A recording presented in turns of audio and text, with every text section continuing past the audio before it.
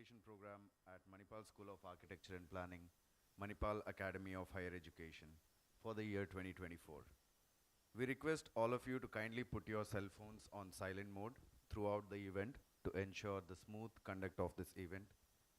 We are delighted to welcome the new batch of Bachelors of Architecture, Bachelor of Design in Interior Design and Fashion Design, Master of Architecture in Urban Design and Development, Master of Design in Interior Design, Master of Design in Sustainable Design, and Master of Art in Fashion Management and Product Design.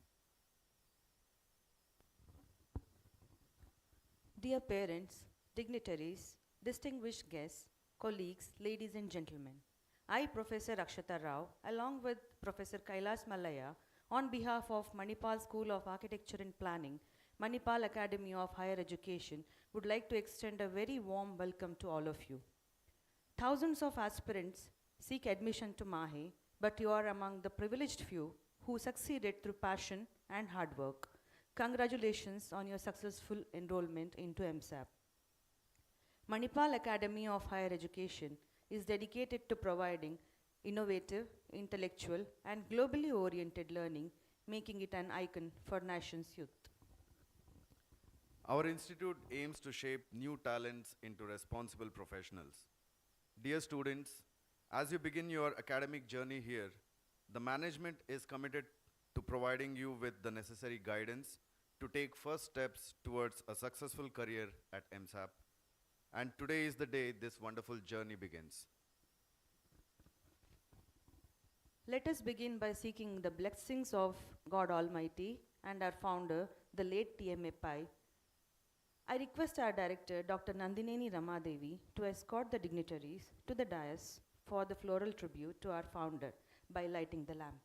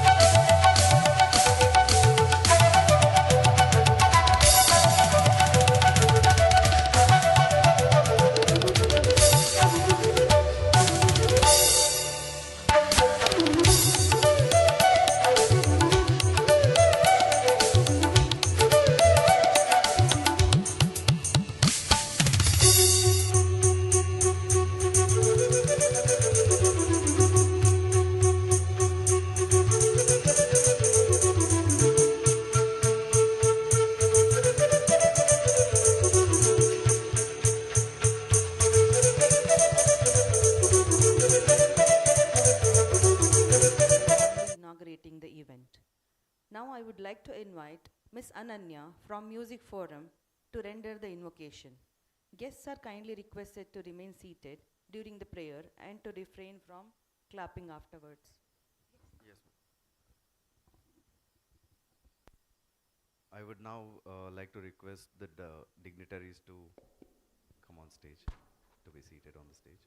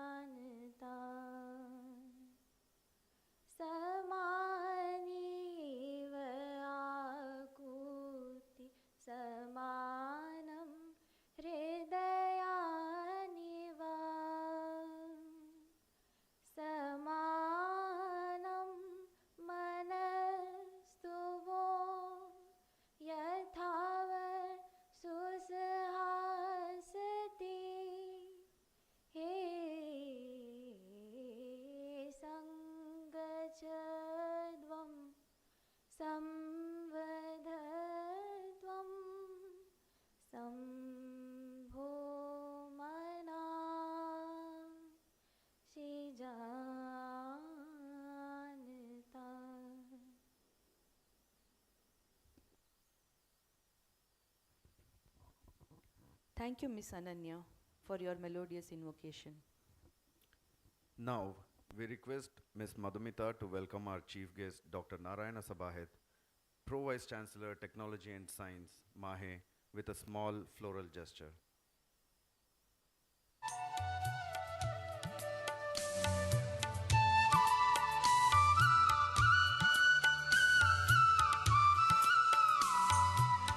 Now, we request Ms. Ishika to welcome our guest of honor, Architect Siddharth Shankar, partner at Shankar and Associates, Coimbatore, with a small gesture. Thank you, students. Honorable guests, ladies and gentlemen, without further ado, I request our respected director, Professor Dr. Nandineni Ramadevi, to welcome the gathering.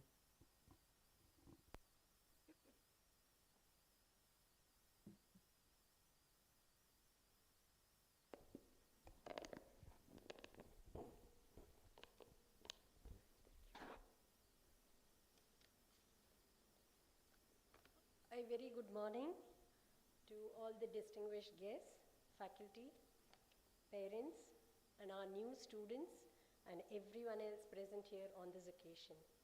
As the director of Manipal School of Architecture and Planning, I am extremely delighted to extend a very warm welcome to all the new students of architecture, interior design, fashion design, urban design, sustainable design, and product design.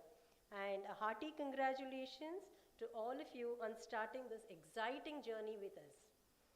And I'm also very pleased to welcome our esteemed chief guest, Dr. Narayan Sabahet, Pro Vice Chancellor, Technology and Science, Manipal Academy of Higher Education, and our guest of honor, Architect Siddharth G. Shankar, who is a proud alumnus and with a vast experience in India and the USA. He leads Shankar Associates with offices in Coimbatore, Chennai, and Bangalore. Also, a very warm welcome to all the officials present here from MAHE and its constant units. And I also express my heartfelt gratitude to the Pro-Chancellor, Vice-Chancellor, Registrar, and other leaders of MAHE who have sent in their greetings and best wishes to all the new students. And we are honored to have such eminent guests with us today. Sir, your achievements and contributions to your respective professions will inspire our students to strive for their excellence. And our alumnus here today, he is a testament to the quality education and the values of Manipal School of Architecture and Planning. Also, a warm welcome to Dr. Geeta Maya, Director Student Affairs, who will be joining us later. And she will be discussing about the systems at MAHE for student safety and benefit. And I'm also very happy to welcome the Chief Warden, Dr. Vinod Bhaskar, who will also be joining us, and he will speak about the hostel facilities and regulations. And Manipal Academy of Higher Education, an institute of eminence, was founded by the great visionary, Dr. T.M.A. Pai, to provide world-class education and healthcare. And today, MAHE has diversified and excelled in all streams of education, producing leading professionals worldwide. And thanks to the dedication of our leaders at MAHE. And MAHE also develops students into strong, confident, and independent professionals. Now, Manipal School of Architecture and Planning was started in 1978, and today at MSAP, we have around 1,200 students and about 90 faculty across all the undergraduate and postgraduate programs. And we are very proud to have a diverse student and faculty community. MSAP is highly ranked by NIRF, Outlook India Today, The Week, Education, World India Survey, Hansa Research Survey, and other ranking agencies. We are also gratified to have well-placed alumni across the globe. At Manipal School of Architecture and Planning, we aim to excel in design education and promote sustainability. Our vision includes developing core competencies in design and professionalism, experiential learning, community engagement, and providing an international platform for interdisciplinary learning and collaborative research. Architecture, interior design, fashion design, urban design, sustainable design, and product design, which is taught at MSAP. They shape the spaces we live in, the clothes we wear, the products we use, and the environments we interact with. We provide our students with the best teaching practices, infrastructure, and facilities. And we also emphasize critical thinking, creative design, and practical experience to prepare students for the real world challenges. MSAP, being a part of the multidisciplinary university, opens up many avenues for the students to have collaborative learning and to explore virtual reality and also embrace artificial intelligence in design studies. MSAP is unique in terms of training students in research at all levels and exploring them and exposing them to international and national design studios and community outreach programs. MSAP encourages and also facilitates the students under the mentorship of the faculty to take part in design competitions, hackathons, and also to develop prototypes through various funding agencies. And students at MSAP have a golden opportunity of having a semester exchange and semester abroad programs with our partner universities worldwide. And students of MSAP are very fortunate to have accomplished faculty who are dedicated to nurturing students' creativity and thinking to make them independent and confident in this competitive world and profession. They guide the students in their journey of exploration and growth. And additionally, we also have visiting faculty from the industry to give inputs in the design studios. And beyond the classrooms and studios, we also encourage the students to actively participate in various extracurricular activities and events both at the institution, university, and outside as well. These will help the students to build their interpersonal skills, leadership qualities, organizing capabilities, in addition to their academic skills. And our campus, if you have seen, it has a beautiful Western Ghats backdrop, and it has open and interactive spaces for the students to explore and engage creatively. And our state-of-the-art facilities, including modern design studios, digital labs, and a rich library, strengthen the learning experience for all of you. Dear students, today marks the beginning of a transformative journey, and embrace this phase with enthusiasm. Explore, question, and innovate. Take risks, learn from failures and mistakes, and celebrate successes. So your time here will definitely shape you into extraordinary professionals and compassionate individuals. So we are all here to support you in every step that you take. And we wish you all to have a rewarding time at MSAP, and I thank all the parents and students for broadening and enriching the Manipal community. So once again, welcome you all to this Orientation 2024. Thank you, all of you.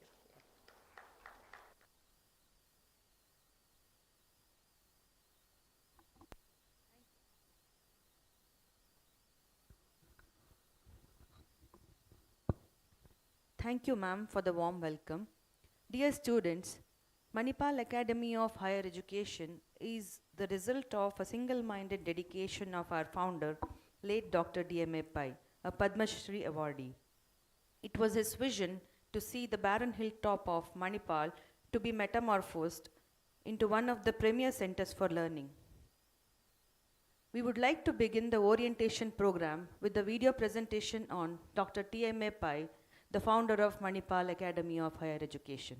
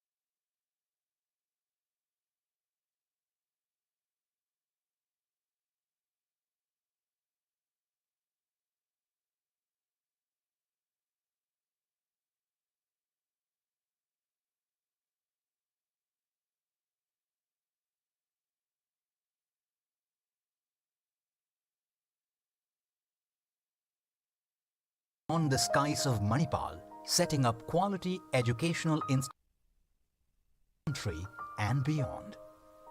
He was really a visionary. He was a leader. And today, the present leadership have a wonderful platform from where we can take this to the next level. Born on 30th of April in 1898 at Kalyanpur in Udupi district of Karnataka, Dr. Tonse Madhav Anantapai obtained MBBS degree in 1925 from the Madras Medical College. He initially planned to practice medicine in Hong Kong. However, at his mother's urging, he instead opened a clinic in Udupi, where his healing touch drew many patients. The moment he told his mother, Zaid ko ama, which means okay mother, Manipal was born. Despite his success, Dr. Pai was deeply troubled by the poverty, ignorance and illiteracy that surrounded him. Dr. Pai has not been bothered about what people say about him, and whatever hurdles that came in the way were opportunities to overcome and go ahead. Around the same time, Dr. Pai's enterprising brother, Sri Upendra Anantapai, proposed starting a bank that catered to small depositors with the motto, "No man is too small for a bank account." The novelty was that the bank came to the small depositor. By doing so, it had an assured daily collection, and almost 100 years ago, the Pygmy Deposit Scheme was innovated. The small savings scheme, which he devised in 1927 called the Pygmy Scheme, was directly as a result of what he observed among the poor people in the country. The thriving venture, initially called the Canara Industrial and Banking Syndicate Limited, soon became the Syndicate Bank.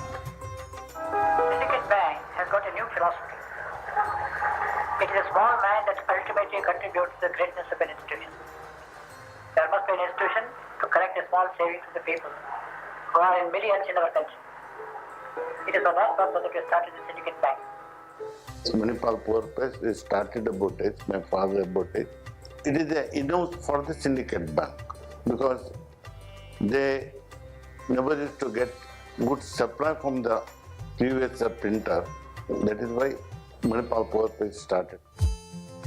In 1935, with his golden touch and inspiration, Dr. Pai began to turn the 107 acres of land on top of a hard laterite rocky hill near Udupi into a hub for education. ಪಾಯ ತೆಗಿತಾರೆ ಅಂತ ಹೇಳ್ತಿರಲ್ಲ foundation ಅದು ತೆಗಿವಾಗ ಅಲ್ಲಿ ಗುಡ್ಡೆಯಲ್ಲಿ ಬೆತ್ತ ಹಿಡ್ಕೊಂಡು ಕೆಲಸ ಹೊರಗೆ ಮಾಡೋದು ಇದಿಗೆಪ್ಪು ಅವಾಗೆಪ್ಪು ಇನ್ನಿಗೆಪ್ಪು ಅವು ಮಾಡು ಇದು ಮಾಡು. ನಾನು ಅಲ್ಲಿಗೆ ಸಿಗ್ನೇಚರಿಗೆ ಹೋಗ್ತಿದ್ದೆ.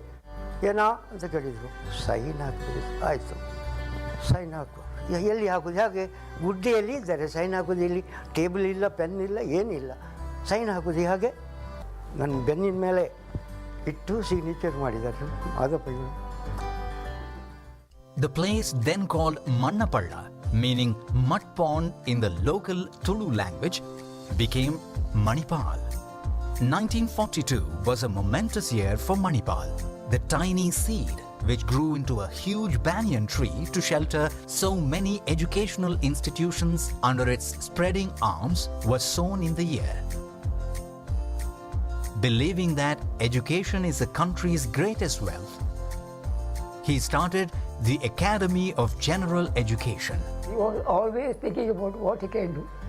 So whenever any visitor comes here, he used to take them around and explain what mission is undertaking to develop this barren hill.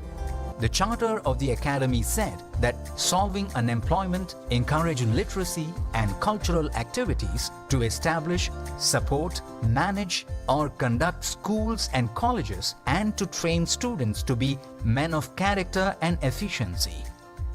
Supreme governing body ಅಂತ ಹೇಳಿದರೆ ಅದು ವಿಶ್ವವಿದ್ಯಾನಿಲಯದ ಸೆನೆಟ್ಗೆ ಸಮಾನವಾದದ್ದು. ಹಾಗೆ ಅಡ್ಮಿನಿಸ್ಟ್ರೇಟಿವ್ ಕಮಿಟಿ ಅಂತ ಹೇಳಿದರೆ ಅದು ಯೂನಿವರ್ಸಿಟಿಯ ಸಿಂಡಿಕೇಟಿಗೆ ಸಮಾನವಾಗಿ ಕಾರ್ಯಭಾರವನ್ನು ನಡೆಸಬೇಕು. ಅದೇ ಮಾದರಿಯಲ್ಲಿ ಅಕಾಡೆಮಿ ಆಫ್ ಜನರಲ್ ಎಜುಕೇಷನ್ನಲ್ಲಿ ನಡೆದುಕೊಂಡು ಬಂದಿದೆ. Dr. Pai campaigned like a politician for better education in the undivided South Canara district. his deep sense of commitment for improving educational facilities and the belief that every child was a potential source of strength to society drove him to start imparting skill-oriented education. Today we are talking about skill development. He started it in 1942, like bookbinding, printing.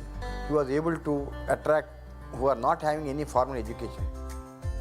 Continuing his crusade of providing educational facilities to students in rural parts, he took into confidence the local leaders and with their support started primary and secondary schools in addition to colleges in the neighborhood of Manipal.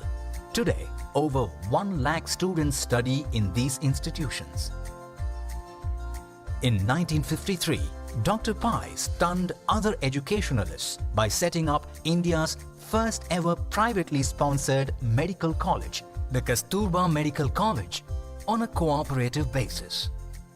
One of his professors of obstetrics and gynecology, Dr. Lakshman Swami Mudaliar, he was then the vice chancellor of the prestigious Madras University. He told him, I believe you are a very good student. Thinking of starting a medical college in that barren hilltop, we may have to take some drastic action, including putting you behind the bars. See, that was the amount of discouragement that he got, not only from his mentor and teacher, and his close associates here. He pioneered the concept of private educational institutions, which started as a modest degree college to what it is today. Why do we earn so much money? So that we can give good education to our children and give them good life. So that was the thing he had.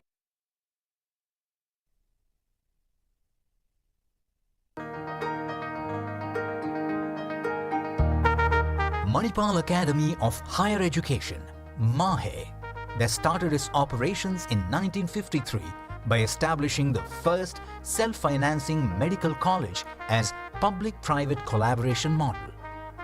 Over the years, various institutions have been added, and in June 1993, this group of institutions have been declared as a deemed to be university by the Government of India. Its excellent track record in academics, infrastructure and research contributions and its standing in the national and international rankings culminated in it being declared as an institution of eminence by the Ministry of Education, Government of India in October 2020. Today, Manipal is synonymous with world-class educational institutions across the world and is openly emulated by many. We at MAHE rededicate ourselves to follow his values of integrity, quality, transparency, execution with passion, human touch, and teamwork in our relentless journey towards excellence. Manipal is still growing at an incredible speed. With the innovation coupled with dynamic entrepreneurship, Brand Manipal is today a major global player in education, healthcare and research. Dr. Ramdas Pai continued the legacy started by the founder Dr. TMA Pai, and I am now carrying it into the third generation. I wish all of you will support me to continue the legacy of Dr. TMA Pai. A journey of 1,000 miles begins with a single step. Walking together, we've come this far. Inspired by life.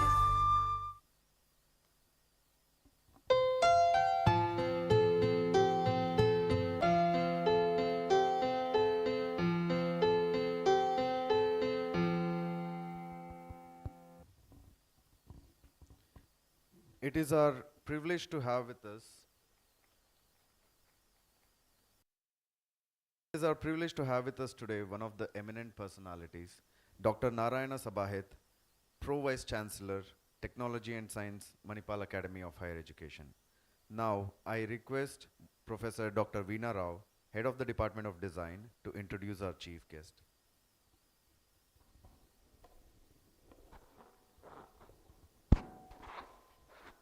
Good morning, ladies and gentlemen, esteemed faculty and dear students. It is my distinct honor and privilege to introduce our esteemed chief guest of today's event, Dr. Narayana Sabahit, Pro Vice Chancellor, Technology and Science, Manipal Academy of Higher Education. A distinguished academician and an inspirational leader, Dr. Sabahit has made remarkable contributions in the field of civil and geotechnical engineering.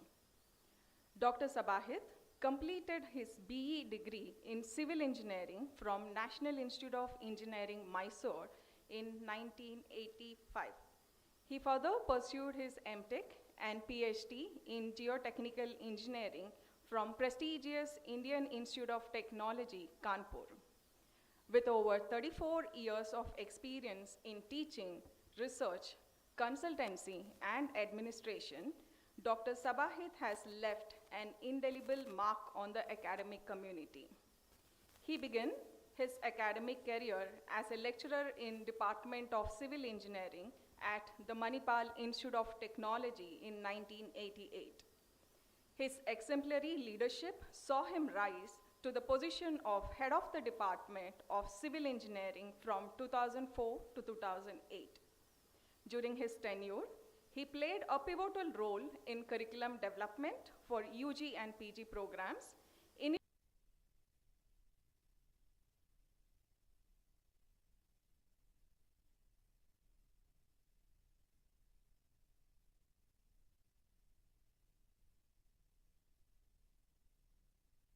as the director and officiating director at Manipal Institute of Technology, Manipal, where he continued to make significant contributions.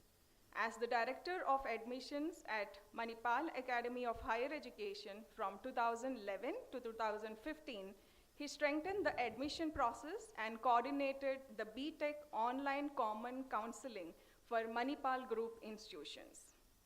In September 2015, Dr. Sabahit was appointed as Registrar of MAHE, Manipal. His tenure as registrar was marked by exceptional management of responsibilities, including overseeing UGC inspections, IOE-empowered committee visits, and NAC peer team visits. His leadership during challenging times, including the pandemic, has been highly commendable. Dr. Sabahit's areas of interest include ground improvement techniques, optimum design of structures, earth reinforcement, and stability of slopes. He published over 25 technical papers in reputed international journals and conferences. He is the recipient of the prestigious Professor Leonard's Award for the Best Doctoral Thesis submitted to the Indian universities in 1995, and his paper on seismic design of semi-gravity reinforced earth wall was awarded the best paper at Indian Geotechnical Conference in 2008. He has also received the Incentive Award for Faculty Research and Scientific Publications from MAHE during 2002 to 2003. Reviewer for the Indian Geographical Journal, Dr. Sabahit has delivered invited lectures in seminars, short-term courses, and workshops. He is a life member of various professional societies, including Indian Geotechnical Society and the Indian Society for Technical Education, the Institution of Engineers, and a fellow of the Indian Association of Structural Engineering. We are truly honored to have Dr. Narayana Sabahit with us to share his invaluable insights and experience. Please join me in extending a warm welcome to our distinguished chief guest, Dr. Narayana Sabahit.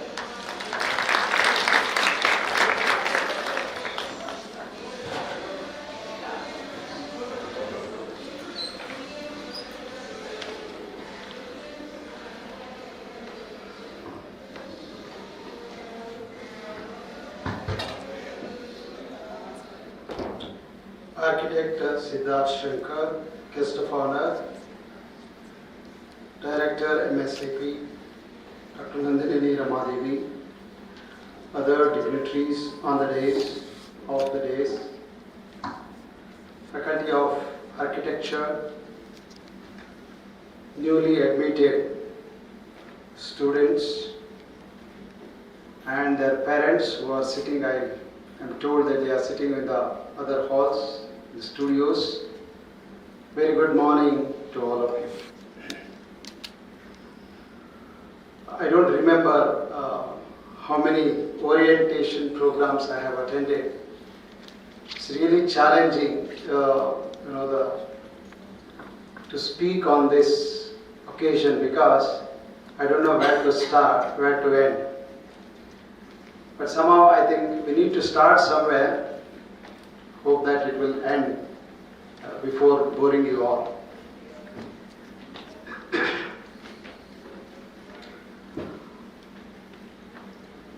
Manipal history, I think already they have played the video. I think my job, at least that part I can exclude. So first of all, welcome to all the newly admitted students to MAHE, and thanks to the parents who have trust in us that their wards gets a quality education at Manipal Academy of Higher Education. Why Manipal? When it comes to the selection of institutions, generally you will have the choices. I always believe students who are coming to Manipal, they have choices elsewhere also, because they are the quality students. So why Manipal? Why one should select Manipal over some of the premier institutions in the country? I am sure you must have already heard about the university, heard the quality of educations, but still there are something to see, which probably you may not be aware of it. We strongly believe not just giving the education. Education, here I mean the classroom teaching. Most of the institutions confine to that, covering the syllabus. That's the first part, So most of the time it restricts to that. Manipal is always beyond, the classroom teaching. You will soon realize there's much more things to learn outside the classroom, and that Manipal provides. The learning happens from, conventional learning is, the attending classes, and they give some, the references, the books, you go and read and acquire the knowledge. That is the conventional way of learning. But today things have changed.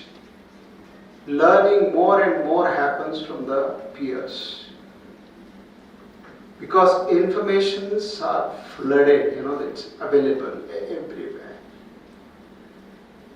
But then how to utilize these information, you will learn more from your seniors, your own classmates. Teachers are now, more than the teaching, they are facilitators. So they will facilitate your learning process more than you merely coming and dictate the lectures, or take down the notes and all that, or running some PPTs. Those days have gone. So you immediately switch over to the way of the learning, which is something different, which you have so far you have gone through. Even if there are some PG students, postgraduate students, you will see a lot of changes here, the way in which we impart the knowledge. That's the first part. Now, during earlier days, the universities were meant for, particularly undergraduates, it's basically acquiring knowledge, how to use the softwares, how to do the designs. These are how to make the models. All these things were, the acquiring the knowledge, which already teacher knows, right? He will impart the knowledge. The things have changed now. Because of, the advent of the internet, social media, informations are flooded. So what you need to do extra is the creation of new knowledge. That should happen, and that happens here in Manipal at the undergraduate level itself. If I can say, maybe first year, if you confine to classroom teachings, but subsequent years you will see a lot of innovative things that you can do during your, even the bachelor's course itself. That opportunity Manipal gives. Another advantage here in Manipal, this is a multidisciplinary campus. Unlike many institutions where you may find architecture, maybe you may find some engineering programs, but here it is not like that. You will have all types of courses, what you want, you know, the medical, dental, everywhere. And architecture is the one course or maybe a degree which has ample opportunity to collaborate each and every institutions. You may not believe it. You will soon realize how MSAP collaborates with dental, with KMC, with pharmacy.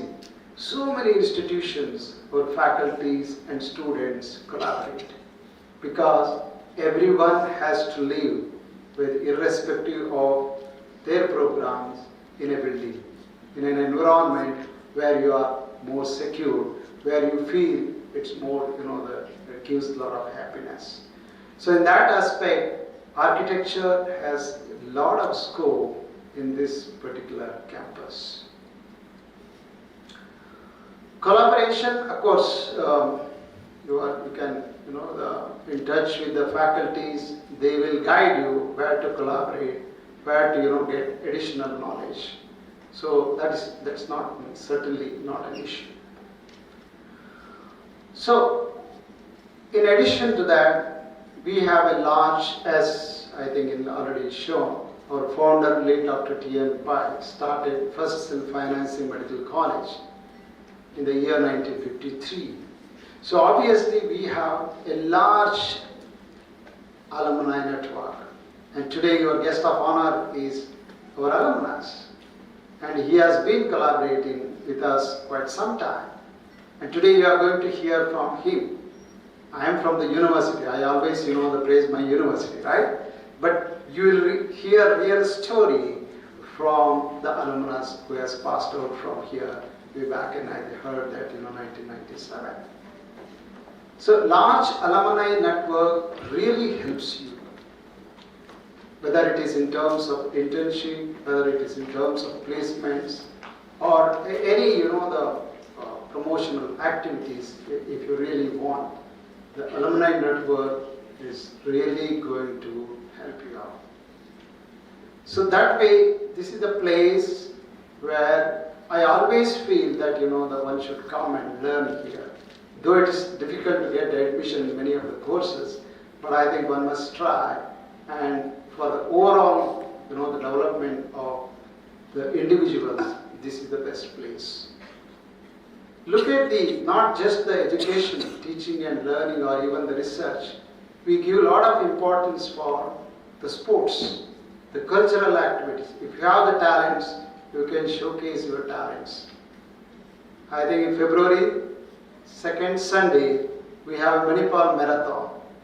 You can try from now itself, you can practice. And it's a huge, second largest marathon in the country. About 15,000 participants, which is a full marathon. And large number of participants, not only from India, even from abroad. It's a huge, all, you know, the people of Manipal converge at one particular point, KMC Greens. It's a very nice, a beautiful marathon. I'm sure you will really enjoy it, and I expect, you know, most of you participate in those. Similarly, we have, you know, the cultural events first week of April. That's also another mega events. So these are, you know, the additional things, the opportunities we give to our students for the overall, you know, the development of an individual. Having said these few words, you know, the caution, which my experience at least, you know, says this. The first thing is You are here for acquiring the knowledge. Creation of knowledge, all of you may not be able to do it, but at least you know that you should get good knowledge and skills. That is generally not always reflected in your performance. That's what we call as the CGPA. Okay. Though I am not passionate about CGPA, but then at least you know you should have something like 8 and above, which opens more and more opportunities, particularly say for internship or maybe placements, or in the future, you know, the higher studies.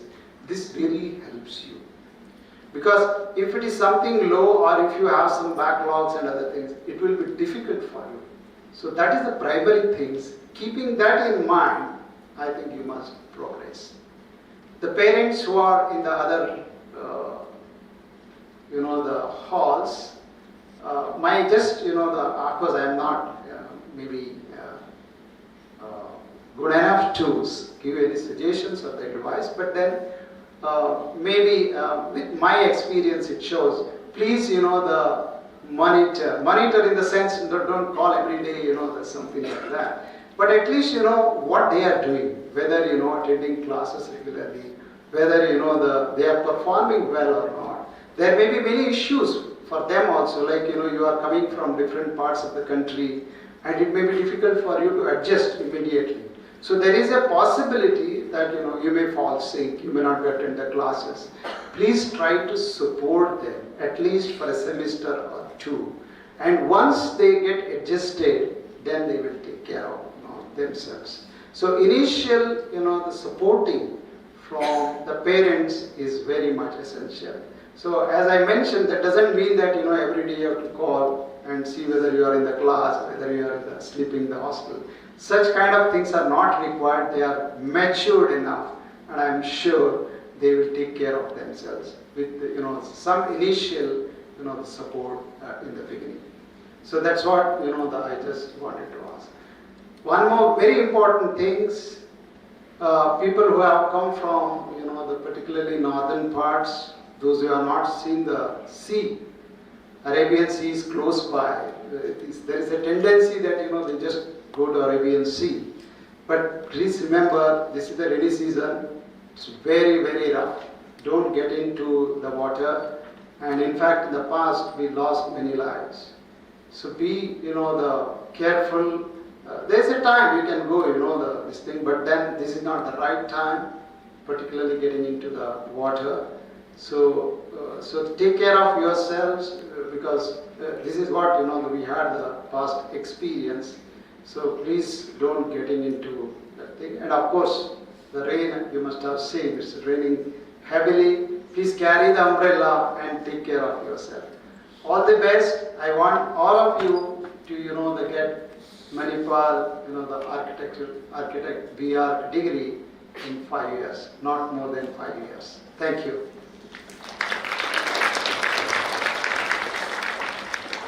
Thank you, sir, for your kind and inspiring words.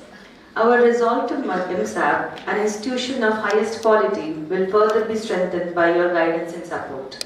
So, your presence has instilled a sense of responsibility amongst all of us. Thank you. The guest of honor for today's key event is architect Siddharth Shankar, partner at Shankar & Associates, Coimbatore, an alumni of MSAP, an accomplished architect in Coimbatore. I request our Joint Director, Dr. Pradeep G. Kini, to kindly introduce our guest of honor. Pradeep, sir.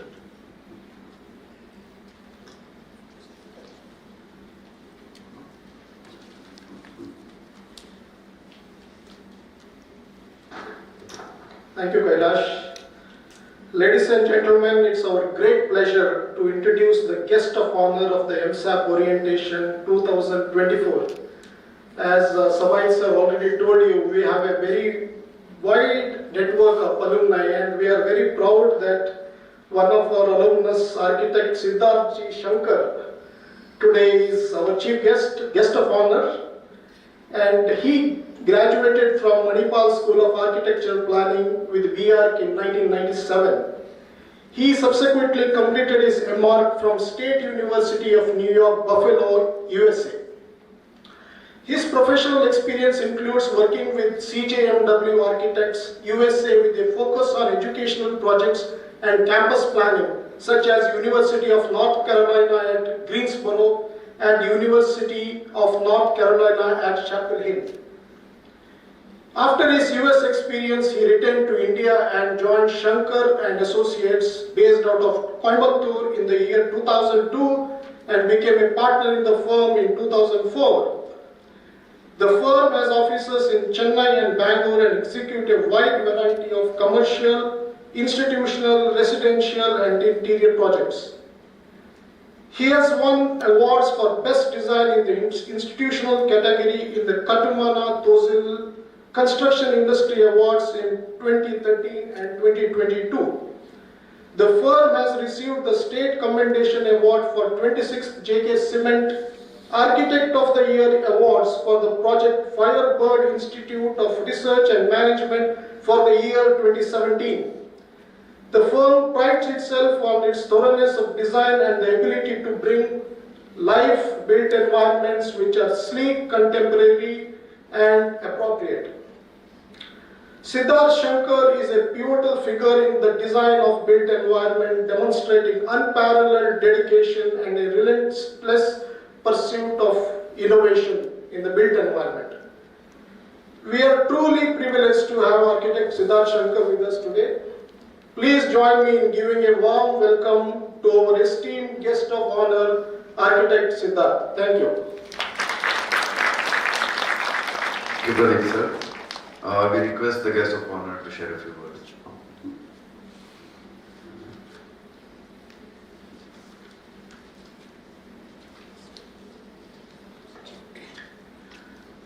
Good morning, everybody.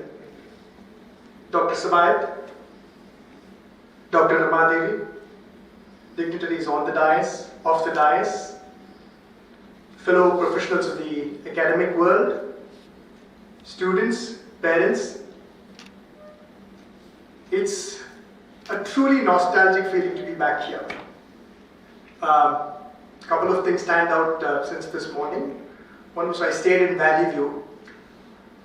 I remember staying in Valley View in 1992 when I came here for my aptitude test. I don't think there was NATA back then, but it used to be called an aptitude test. Oh, it has changed.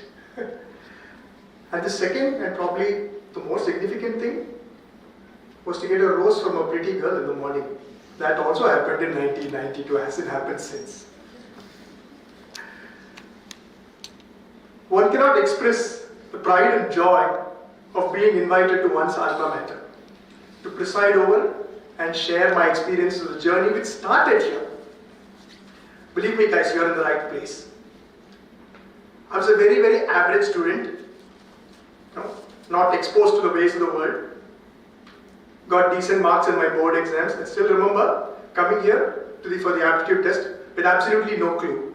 There were no coaching classes, nothing back then. We didn't know what to expect out of an architect's aptitude. And Manipal had one of the most organized aptitude tests. There were, I think, about 700 candidates and 48 of us got selected. I think I was number 48.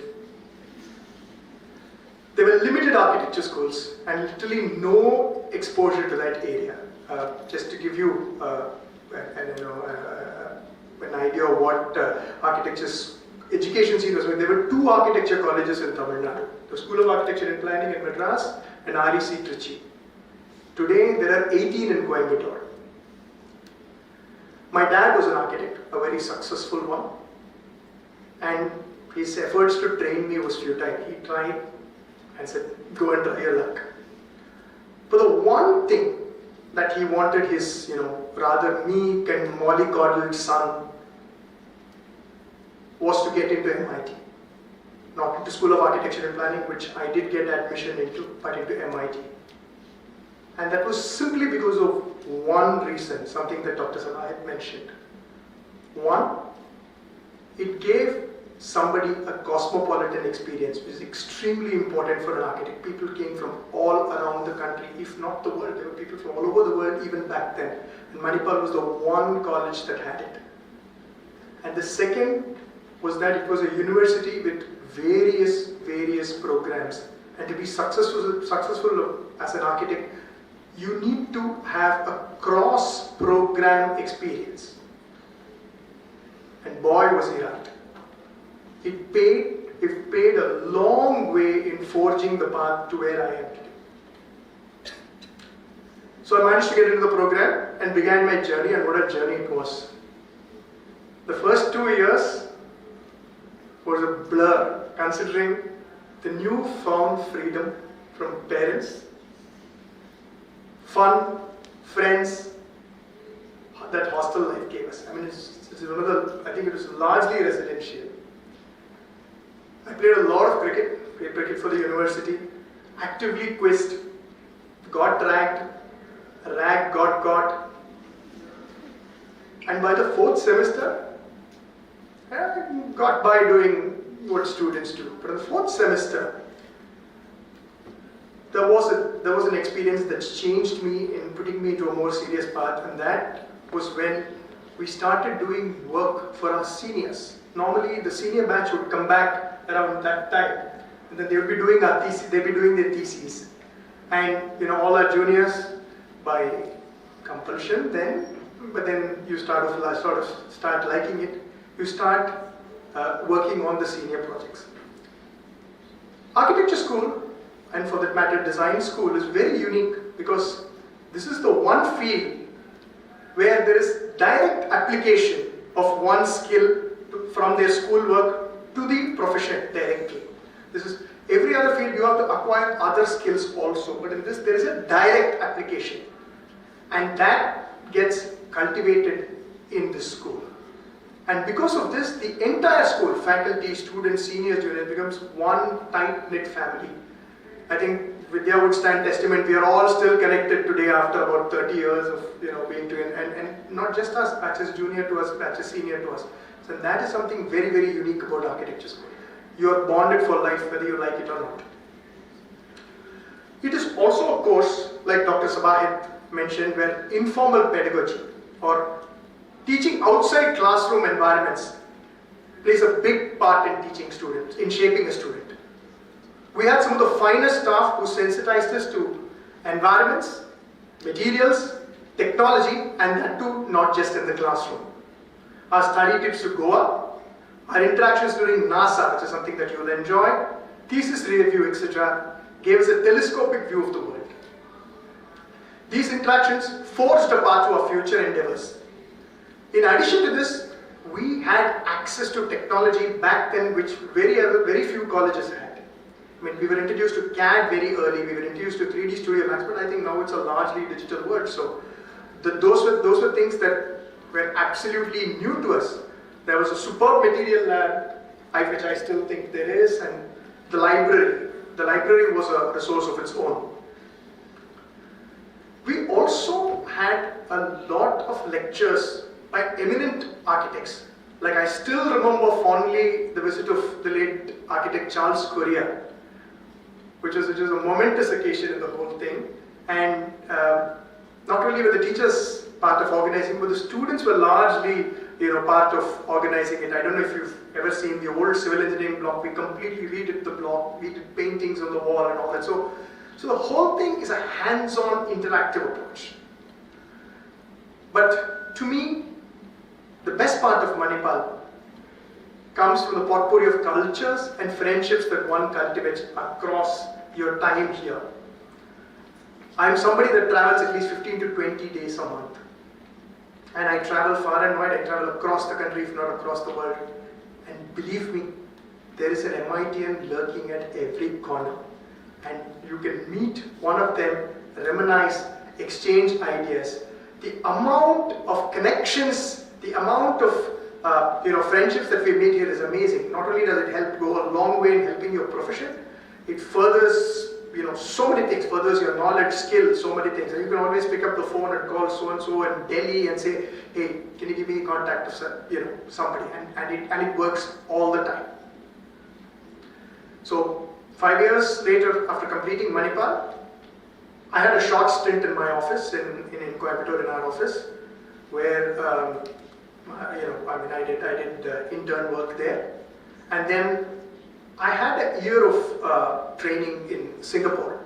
I got into a program in Singapore and did a short stint there, and subsequently went to the US for a master's. And I worked there for about 2 to 3 years. This experience really opened the eyes of the world to me. The amount of discipline that the profession requires was something that I learned in the US, and that's something that I'm very, very thankful for. I mean, small things. I still remember going with my boss for the first time to a site meeting, and then he would, sit down the night before the meeting, organize all his papers, put out his clothes that he would wear the next day, so that nothing is left to chance. That's the kind of discipline and rigor that one needs to go through, be successful in the profession, and I think that starts here. 2 years have fun, after that start doing such things. Now, what is the profession of architecture like today? I think I should give you a ringside view of what it is today. Because you now stand at the threshold of your true mission of the profession, which is imaginatively blending science, art into environments for people. Humans have needs, and architects transform those needs into creative concepts that can be built. Architecture is the one profession that I dare to call omnipresent. I mean, there can be an environment without law, there can be, environment without, audits, but theoretically you need an environment, and architects create those environments. I mean, everything, even dystopian futures in movies like Dune and Kalki have, environment. And we create that environment. We shape lifestyles, custom, behavior, everything from the smallest to the largest spaces. You can influence a person's life through a badly designed staircase. Somebody can trip and fall. A poorly designed bathroom, I'll mention Valley View again. Lovely rooms, extremely small bathrooms. If you take part, there are 2-foot space. Right? But then it influences everything, and the architects are at the forefront of all this. Large doorways, small windows. I think the people, you can use architecture to frightening effect. The Nazis did it, Albert Speer did scale of buildings so high that one was intimidated by it. Temples are large, temples are done in a particular way to invoke a certain amount of spirituality. So you have tremendous responsibility. Our creativity puts us on top of the food chain. And like, to borrow something from Spider-Man, with great power comes great responsibility. I believe that every architect, or for that matter, quote unquote, any professional has to have 5 qualities. The first and probably the most important thing is passion. You're all here because you're passionate, and especially in this field, if you don't have love for the field, very difficult to even complete the course. So I'm sure, which is why the NATA, the aptitude test and all that gauges, first, your skill, and probably more importantly, your passion. To quote the great Tamil poet Subramanya Bharati, who said, "Sathiram pesirai kannamma, sathiram edukadi, athiram undavarukku, sathiram edukadi," which translates to, Athiram is passion, Sathiram is quote unquote rules or anything that comes in between passion. He says one that is passionate goes beyond rules. When he says rules, he means any sort of problems or issues in between. So if you have the passion, you have the ability to conquer it all. You can be passionate, but you need knowledge, and that's why you are here for. You need to understand, especially in our field, you need to understand materials, you need to understand local culture, you have to understand geography, you have to understand site, you have to understand bylaws, you have to understand economics. Architecture is an all-encompassing profession, and it's very important to be knowledgeable. After knowledge, how do you translate knowledge into building? You need to have skills. You need to have drawing skills. You need to have drafting skills. You need to have model making skills. You need to have computer skills. You need to have analytical skills. You need to be able to present your ideas. You must be able to communicate excellently. Because what is an idea if it's only on paper? You must be able to sell the idea. So you need to develop all those skills. Now, you've got passion, you've got knowledge, you've got skills. But you need to be an ethical and upright profession, to be respected in the profession, because beyond money, respect is probably the most important thing as for a professional. You need to be fair. There can be no cheating, there can be no easy way out. You have to have conviction, you have to do the right thing when nobody is looking, and that I think is the most important thing for any professional, be it architect or otherwise. This is a world of instant gratification. Everybody wants success tomorrow. It is not possible to be successful. Your hair has to gray for people to start trusting you. Ours is a profession of trust. I still remember in my early days, I would make a presentation and I'll go and present it to a client, and the client would look at it and say, "Have you shown it to your father?" And then it's not because they were belittling me. It's because they needed his experience, his steadfastness, and his inputs on the design. And I think that's extremely important. The next skill, I think, or the next very important thing that one has to develop is thoroughness. Thoroughness in drawings, thoroughness in detailings. I mean, you can make small mistakes. You can make a centimeter's mistake on a step, and somebody would trip and fall. Instead of writing, 18 inches, you can write 18 foot on a toilet, and your WC will be up in the sky. Right? So it's very, very important. You have thoroughness in everything that you do. Please understand that any line that you draw on paper is a legal document, and it can be used against you. Right? So be thorough in whatever you do. Probably the most important thing that one needs is resilience and persistence to succeed in the profession. You are convincing, you are selling a non-quantifiable commodity. You're selling an idea. You're not selling a product. You cannot show them and say, "Hey, look at this mic, this has got this fabric thing here, you've got all this." You are selling an idea. And for that you need resilience, you need persistence, you need to think it through, you need to keep on, you have to be at it all the time. And that's extremely important. The best ideas are the ones that are persisted with. And probably the most important thing that an architect or would-be architects would have to remember is that when a client comes to you, the person sitting across you is probably smarter than you or is smarter than you. People go to a doctor or a lawyer or an auditor because they are in trouble. They come to an architect because they are successful. And that needs to be understood. Listen, listen, listen. So, and if you fulfill all these things, and there's constant learning, and if you're up to constant learning, there are no stops in this profession. A lot of people ask me when they take their son and daughter to join architecture, "Sir, what is the scope, sir? Tomorrow, how much money you make?" Money comes after some time. This is the only field where it has the potential to create entrepreneurs and employers who will give employment. And that, to me, my friends, is an absolutely great thing. As Oscar Wilde said, remember, there is nothing more powerful on this earth than an idea whose time has come. And we are the fountainheads of those ideas. Believe me, there is no more gratification than seeing a project successfully complete and implemented.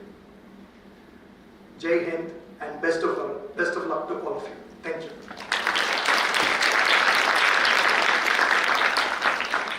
Thank you, sir, for sharing your valuable insights and your professional experiences, which will surely be beneficial to all our students.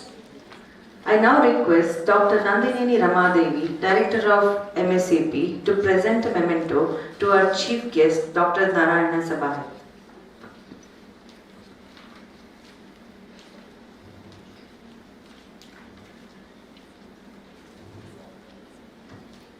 Thank you, ma'am. I now request Professor Sangamitra Roy, Associate Director, MSAP, to present a memento to our guest of honor, Architect Siddharth Shankar.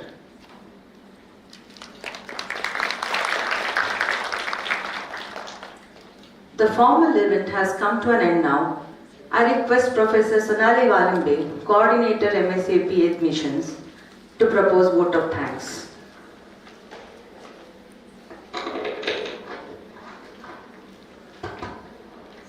Feeling gratitude and not expressing it is like wrapping a present and not giving it, said by William Arthur Ward. A delightful and warm good morning to everyone present here. On behalf of Manipal School of Architecture and Planning, I feel extremely honored and privileged to express our profound gratitude to the distinguished dignitaries on the dais for gracing this momentous occasion and graciously sharing their invaluable experiences with us. First and foremost, we are deeply indebted to our Honorable Chief Guest, Pro Vice Chancellor, MAHE, Dr. Narayan Sabahid, for accepting our invitation to preside over this function and deliver an inspiring speech. I express my deep gratitude to our guest of honor, Architect Siddharth Shankar, for accepting our invitation to address our new entrants. Your presence as an esteemed MSAP alumnus and accomplished architect is a source of great pride and inspiration for all our students. I sincerely thank our respected director, Dr. Nandini Ramadevi, for her warm welcome address to all the students joining the MSAP family. I thank Dr. Veena Rao for introducing our chief guest, Dr. Narayan Sabahid. I also thank Dr. Pradeep Kini for introducing the guest of honor, Architect Siddharth Shankar. My heartfelt gratitude goes to our esteemed director, Dr. Ramadevi, and joint director, Dr. Pradeep Kini, and associate director, Professor Sangamitra Roy, for their unwavering guidance and invaluable support in ensuring that every aspect of the orientation program was meticulously planned and executed. A special mention goes to all the dedicated student volunteers who have selflessly contributed their time and efforts to make this program a success. I express my deep thanks to all the staff members for their timeless efforts and seamless coordination which have played a pivotal role in ensuring the smooth conduct of this program. Moreover, it brings me immense joy to see the overwhelming presence of so many parents accompanying their wards to this orientation program, both in person and online. Your trust in us and your decision to admit your wards to MSAP are deeply appreciated. Once again, I extend my heartfelt gratitude to each one of you for being a part of this significant event. Your presence and support have made this program truly memorable. Today, we also celebrate Kargil Vijay Divas with deepest gratitude to honor the fortitude of our heroes. Now, let us all stand a race for the national anthem.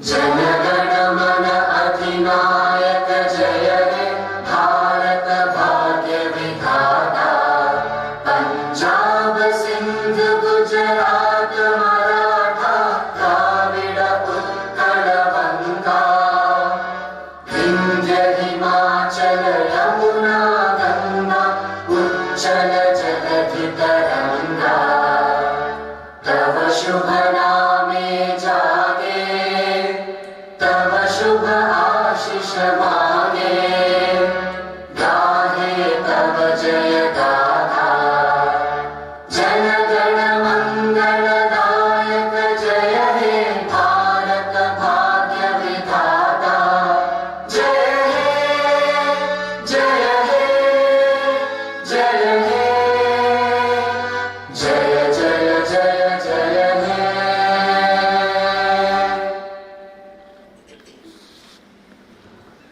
Dear guests, it has been a wonderful morning with all of you. With this, we conclude the formal events. The informal events will commence shortly after a 15 minutes break.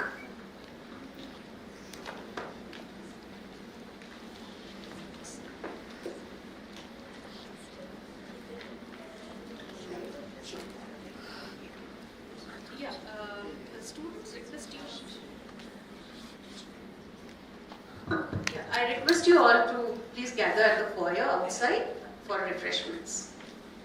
And we'll be back in 15 minutes.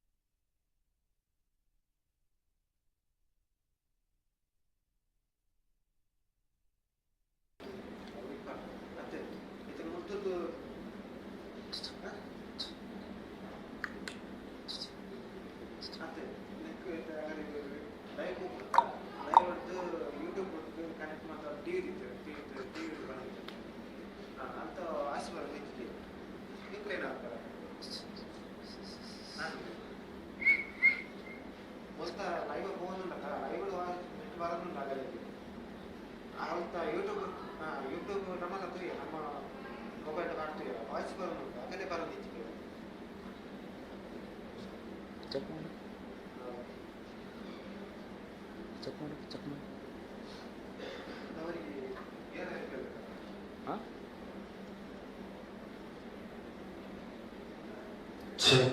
checker checker checker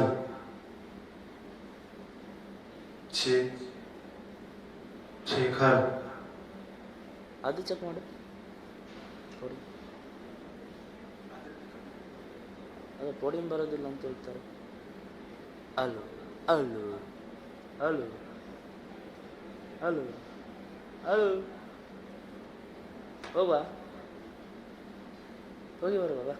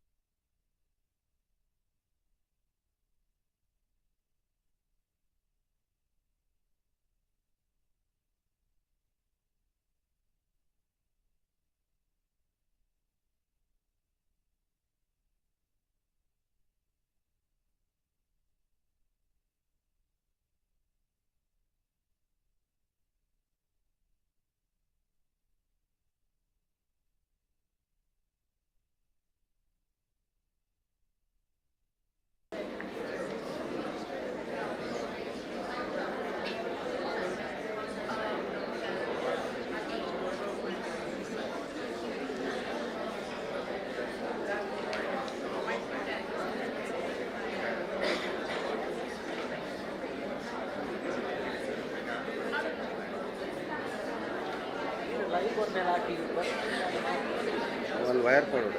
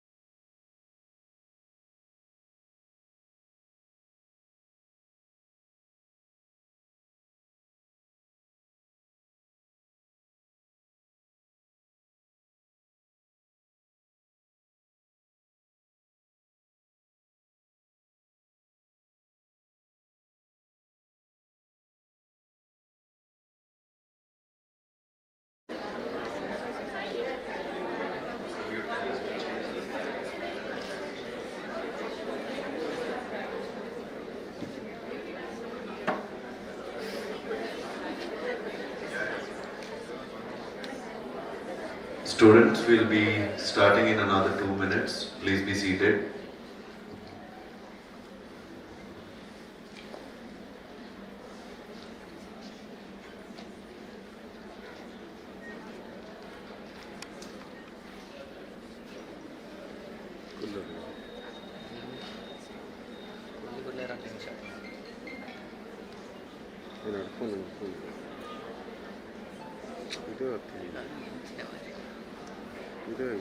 budget ಮಾಡಲಿ budget ಒಂದು 2 ಮಾಡಲಿ.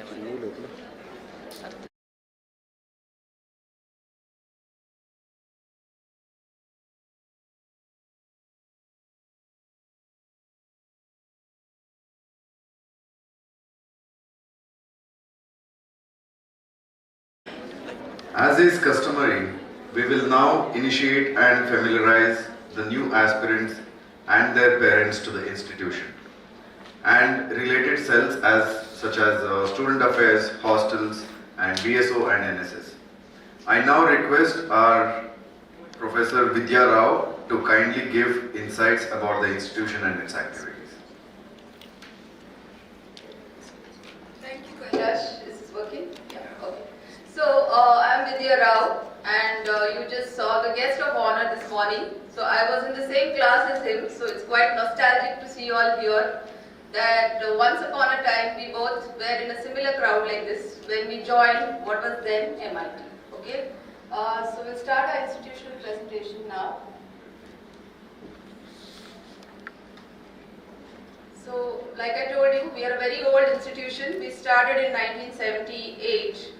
And we were a part of MIT, we were a department there. That is why you heard the guest of honor mention many times that he joined MIT. We later on went into an independent existence in a separate building that was in the MIT campus. Last year we moved to this purpose-built brand new building that you see now. These are our courses, so Bachelor of Architecture, Bachelor of Fashion Design, then BDes in Fashion Design Lateral, BDes Interior Design, and BDes Interior Design Lateral, certificate course in Interior Design, Fashion Design, sorry, and then MDes programs in Interior Design, Product Design, Sustainable Design, and MUDD, along with PhD programs. So the programs that we have are recognized by the Council of Architecture, that is the BR program, and under Design are recognized by AICTE. Then we are institutional members of the Indian National Trust for Art, that is INTAC, and DOD is an institutional member for Clothing Manufacturer Association of India. DOD is a separate department within MSAP which runs the fashion design and the interior design programs.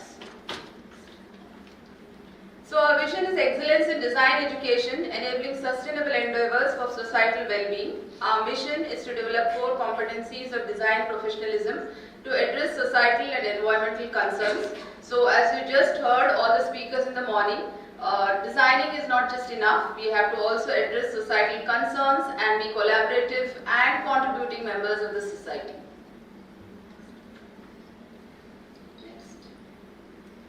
So the highlights of the curriculum at MSAP, I'm going to just briefly outline.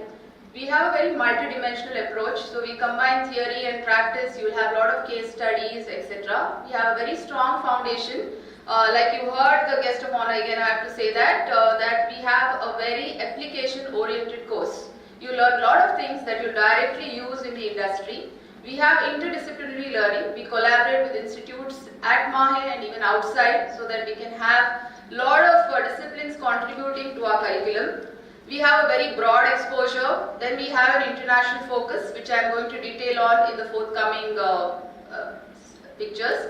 International focus is one thing, and research emphasis. We have our faculty all contributing and participating in research at various levels, doctoral and postdoctoral.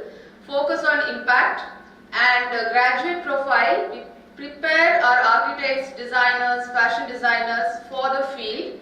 And then we have an evolving curriculum. Every now and then we update our curriculum, have curriculum conclaves and take it further that way. So this is the Board of Studies at MSAP. We have the director at the top, joint director, design chair, associate director, academics and examinations, and assistant director, academics. Then we have HODs of sister universities, program coordinators, professors, faculties and industry experts, all sitting together to discuss and develop the curriculum that we administer. So some glimpses of how you will learn all the fields that you have chosen at MSAP. So as you can see, we have very student-centric methods. There will of course be theory lectures, but after that you will go on visits. You will document things, you will study things, and there will be a lot of self-study as well involved. So you can see pictures of our Goa site visit last semester. You can see pictures of us visit in Infosys Netra campus, which is well known for its sustainable approach. Next one. We also have a lot of industry collaborations. We have people coming over and we conduct workshops at various levels of various kinds, so that you have hands-on experience. We have an outcome-based education. That is, we have program objectives and we link it to the course outcomes. So by the time you complete each course, you will have achieved a certain fraction of the program objective, and thus by the end of the course, whether it is BDES, BARC, fashion design or interior design, you will have covered all the program objectives. So we have some rules and regulations that you have to follow, because besides gathering knowledge and skills, there is also a discipline that you have to maintain, and that is a huge part of the profession also. You just heard the guest of honor say that in architecture or in any design field, discipline is of foremost importance. That is what separates us professionals from others who are ad hoc. Okay, so we have very important rules and regulations. There is minimum attendance policy, so you have to have 75% attendance, but I would advise you, so I am also a faculty, I would advise you, as I advise all my classes, that you should target for 100% attendance, unless you have something really important or you are extremely unwell, then only you should miss a class. Otherwise you have to come to class, don't target the 75%. There will be end semester evaluation. But in the semester, in the process of the semester, you will have several evaluations which you have to do. So if you do that diligently, there will be no issues. Next one. We have learning through collaborative approach. So our collaborations and outreach, they can be divided into the following four. So we have inter-institute collaborations, we have international collaborations, we have industry collaboration and societal outreach.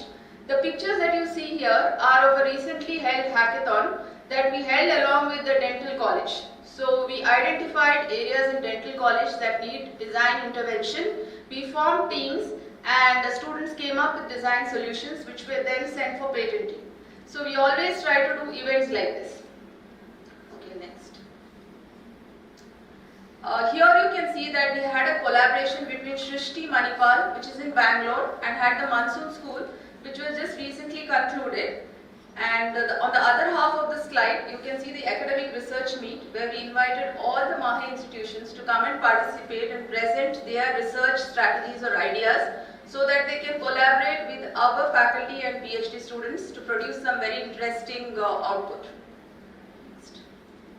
We have a lot of industry collaborations. To tell you some of the few.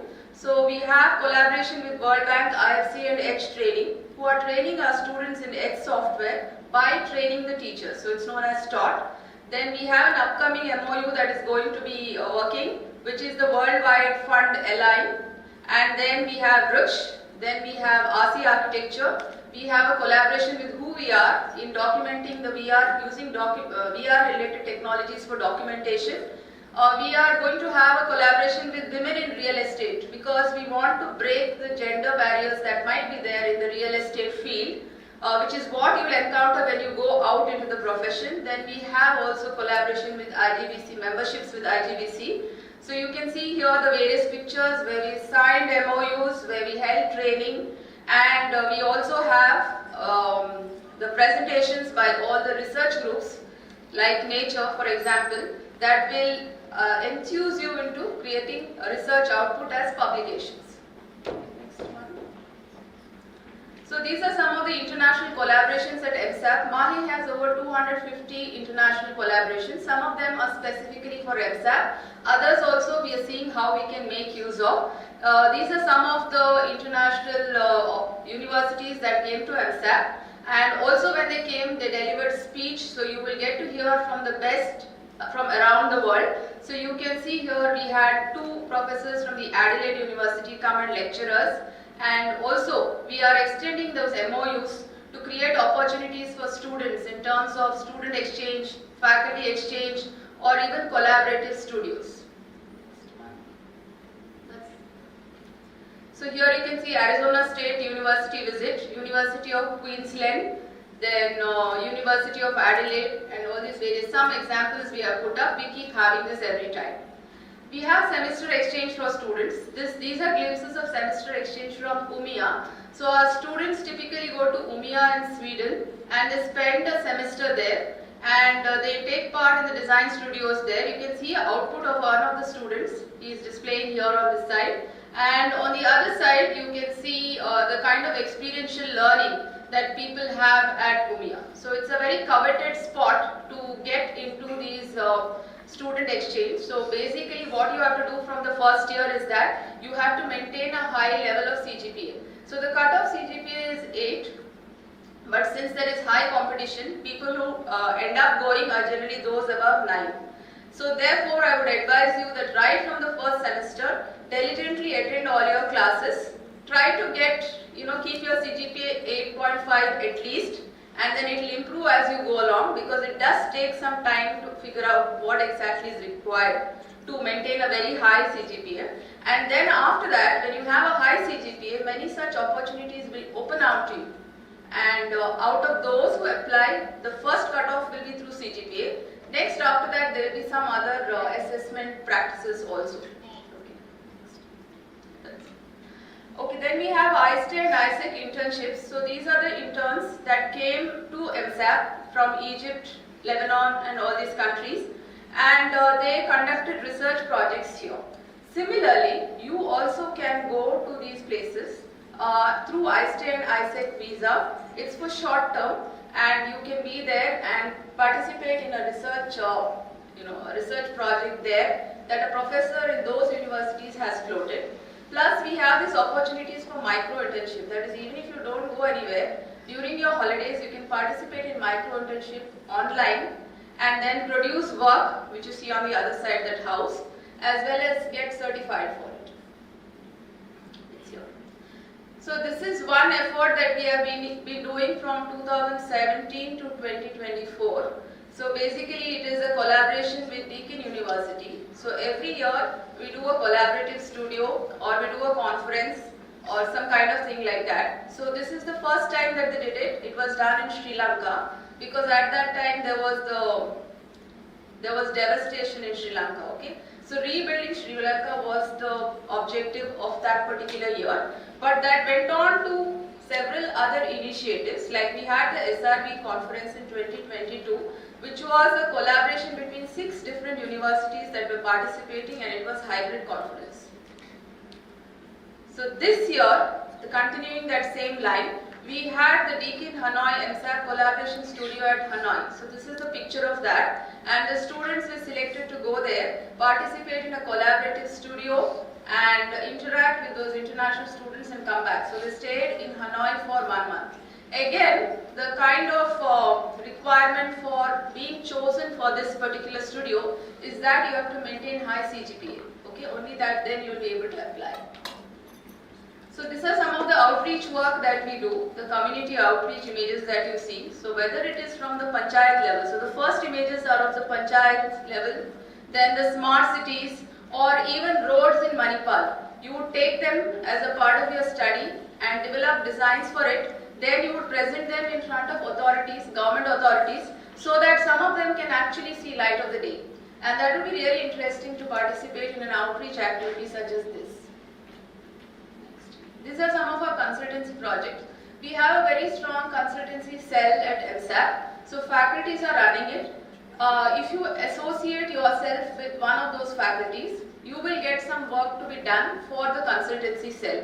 So these are some of the proposals that they have done. They have many more. That too, we have some tie-ups with MRPL, etc. And there, when those live projects come and you work on it, you already have a very good grounding on being in the industry before even stepping out of college.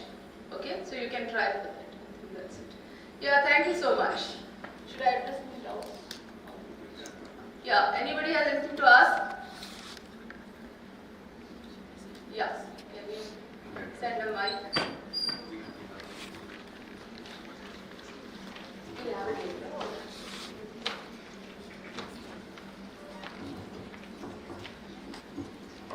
Yeah, we'll have the Q&A session after the presentations are done. Yeah. Thank you, Professor Rao.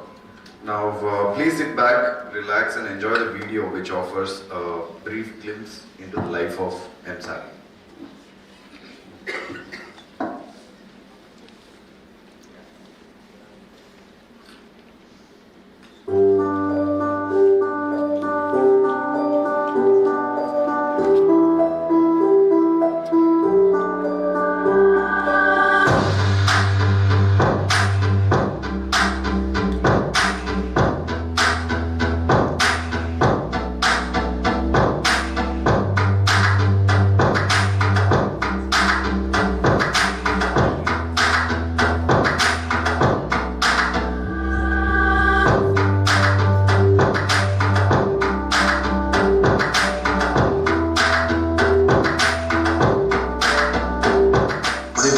Architecture and Planning is a leading institute within Manipal Academy of Higher Education, offering courses in architecture, urban design, interior design, fashion design and management, and sustainable design.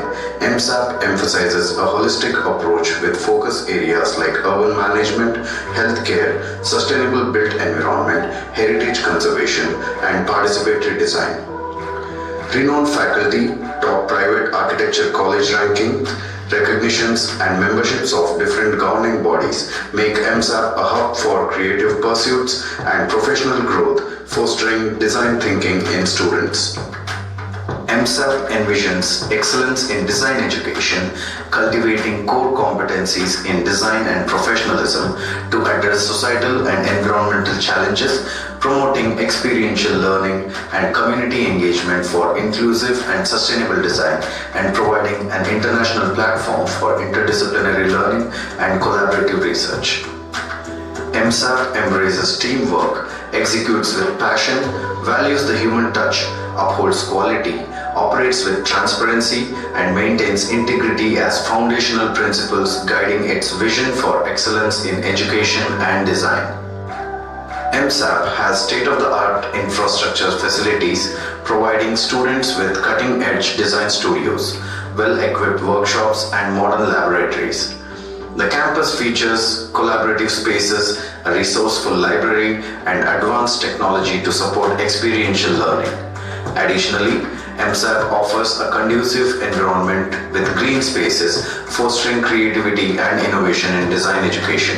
Under visionary leadership, MSAP thrives, steering the institute towards excellence in design education and sustainable practices, fostering a dynamic and inclusive environment for students and faculty alike. MSAP operates under a well-organized and efficient organizational structure. The leadership includes the director, joint director, head of the Department of Design, and the associate director who oversees the overall functioning of the institute, supported by experienced head of constituencies and program coordinators for various disciplines such as architecture, urban design, interior design, fashion design and management, and sustainable design. Faculty members skilled in their respective fields contribute to the academic excellence of MSAP. MSAP prioritizes dynamic research across architecture and design disciplines, fostering interdisciplinary collaboration, innovation, and societal impact. With a focus on experiential learning and international collaboration, MSAP's research initiatives contribute to the advancement of knowledge in the field. MSAP offers a diverse range of programs, including bachelor's and master degrees in architecture, fashion design, interior design, sustainable design, and urban design development. At MSAP, we are excited to announce the addition of product design to our PG curriculum. Recently, MSAP collaborated with Manipal Skill Development Center to conduct a virtual reality workshop, giving the participants a taste of cutting-edge technology. The consultancy cell at MSAP has been actively engaging in various projects, with the MRPL project at Mangalore as one of the recents, with other projects in pipeline. Fashion design students' creativity shines at Avant, one of our annual festive events where they showcase their innovative work, including projects from our well-established fashion design course, equipped with high-end equipment and expert faculty. The institute is recognized by the Council of Architecture, AICTE, and is an institutional member of INTAC, reflecting its commitment to quality education and heritage conservation. MSAP emphasizes a multifaceted approach to learning, incorporating participatory projects in collaboration with government bodies, experiential learning through case studies, site visits and workshops, project-based learning with industry collaborations, and self-directed learning, including participation in international competitions. This diverse array of learning methodologies ensures students acquire a well-rounded and practical understanding of their respective fields.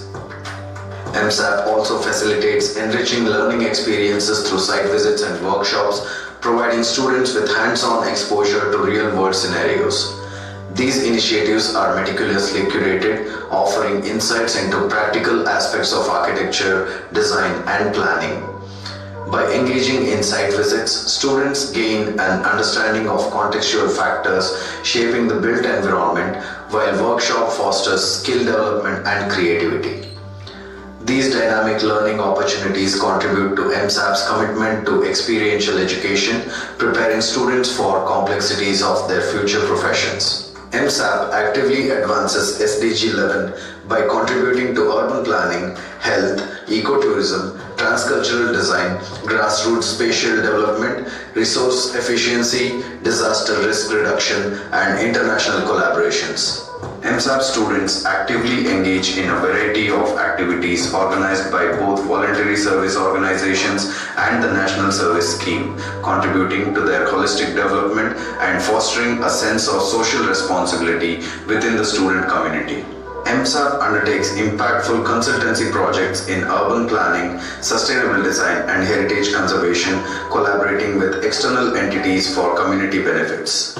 This provides students with practical experiences, demonstrating MSAP's commitment to applying design knowledge for positive impacts. Additionally, MSAP boasts over 100 MOUs with various organizations. The Manipal School of Architecture and Planning stands as a beacon of excellence with Manipal Academy of Higher Education. Established in 1978, MSAP has evolved into a dynamic institution offering a diverse range of programs in architecture, design, and planning. With a commitment to fostering design thinking, practical problem solving, and international collaboration, MSAP equips students with the skills and mindset needed to address the complexities of the built environment. Its recognition, rankings, and myriad achievements underscore its dedication to academic excellence, research, and community engagement. Through innovative initiatives, sustainable practices, and impactful projects, MSAP continues to shape the future of design education, contributing to the holistic development of individuals and communities alike.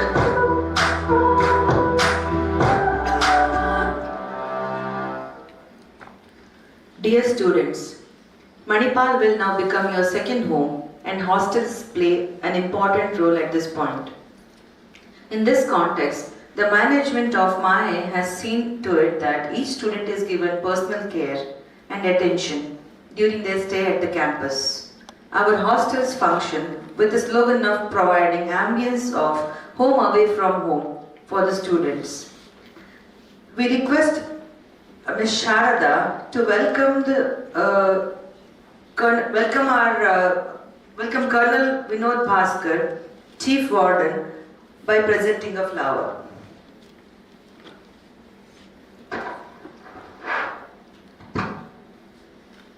Good morning, ladies and gentlemen. I am Colonel Vinod Bhaskar. I am the Chief Warden of MAHE. I look after both the health sciences and the technical campus. I hope you are all happy over here. I am very happy to see you too. Right. We will have a lot of talks, and many people here will be telling you what to do, when to do, rules, regulations, do's, don'ts, more of don'ts. But I am here just to touch on just a few points. I am not a jail warden, more like a wildlife warden. Right. Now the four most important things that you will be thinking about is first of the points of contact and the numbers. They're all available. You need to keep in touch with the caretakers, have their numbers, the wardens, then me, the chief warden. Anytime there are rules, regulations, fines, if you come late, all these things, those are secondary. What matters most is we are informed where you are. If you're getting late, you're not able to get back in time for some reason, please tell us. We get worried, then we have to go finding you, we are informed your parents, very messy. Just tell us if you're getting late for some reason. Fine, this is everything. Right. Then, as far as rooms are concerned, we try our best to make it as comfortable as possible.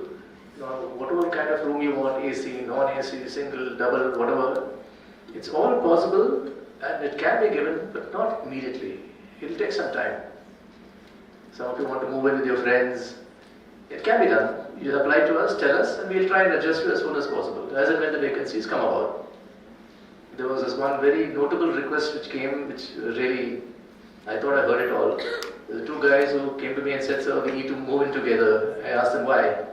They said, sir, he's got ringworm, I have ringworm, so we need to get together. I heard friends scratch each other's back, but it was a little different level. Food. We have various messes, you're aware of them. We have mess committees, and we urge you all to kindly be part of those monthly committees. And any problems you have, anything you need, any changes in the menus presented, any changes you require in the menu, please tell us. And the next month again it is reviewed. Wardens also are in attendance. So any changes, we try to improve the food as far as possible. There's always this problem, somebody wants North Indian food, somebody wants South Indian food. We try to help out as far as possible.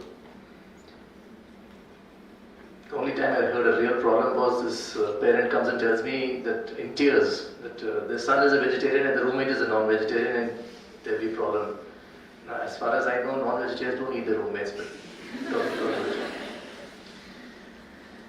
Hospital. In case you fall ill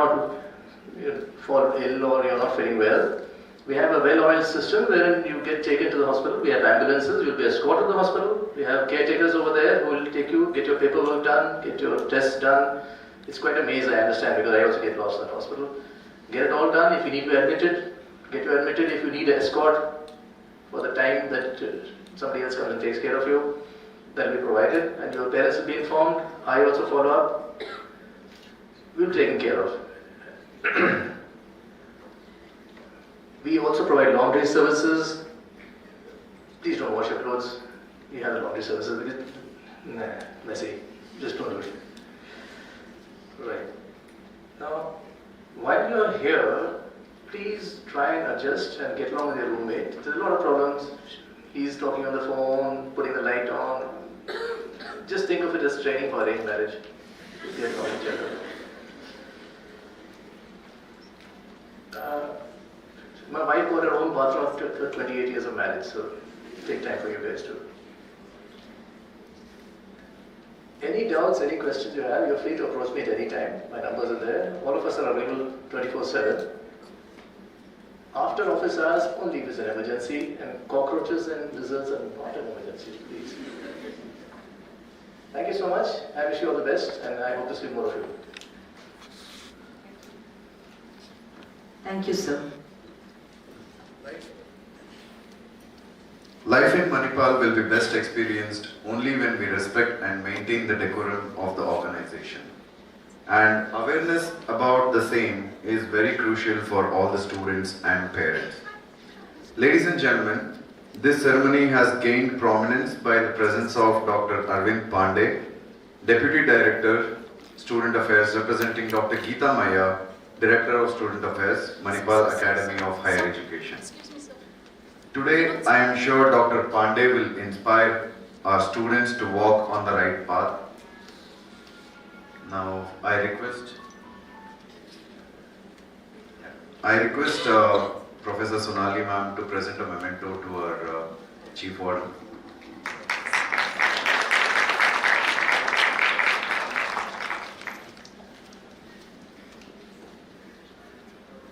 Thank you, ma'am.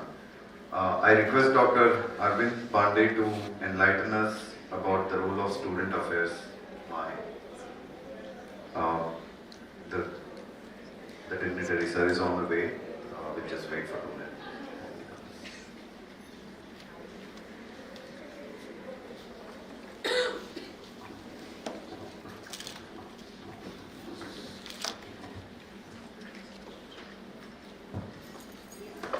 I welcome Dr. Geeta Maya, Director Students Affairs, and Dr. Arvind Pandey, Deputy Director Students Affairs.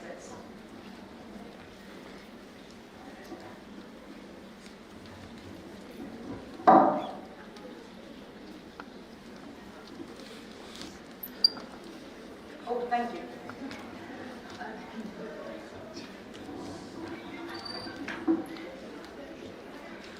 Very good morning to all of you, dear students and proud parents of Manipal School of Architecture and Planning. Very good morning to all of you. Very good morning to all of you. Thank you. That's what exactly I was expecting, and first time, second time. See, everything depends on how you respond. So that is what exactly I wanted all of you to know about it. At the outset, I would like to congratulate each one of you for taking admission in this prestigious institution of Manipal Academy of Higher Education. Big round of applause to all of you. And also, I would like to welcome all of you once again for MAHE family. Dear students, you have taken this particular course with one objective in your mind. I'm sure that you are going to pursue this objective in all these 5 years. But how are you going to do that? How do you aim to achieve this particular goal? So what are you going to do? I'm sure that you will say, work hard, time management, concentration, so all those parameters. Very much required, yes, because nowadays excellence is necessary, it is not an option.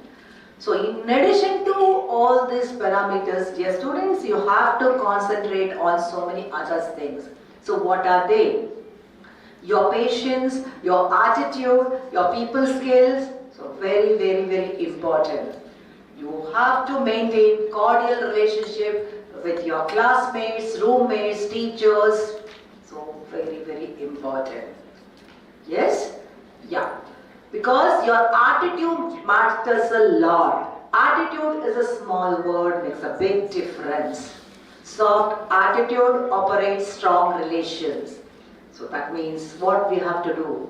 So what are your responsibility? Department of Student Affairs is the first point of contact whenever our students have some issues or problems. So they would come to us.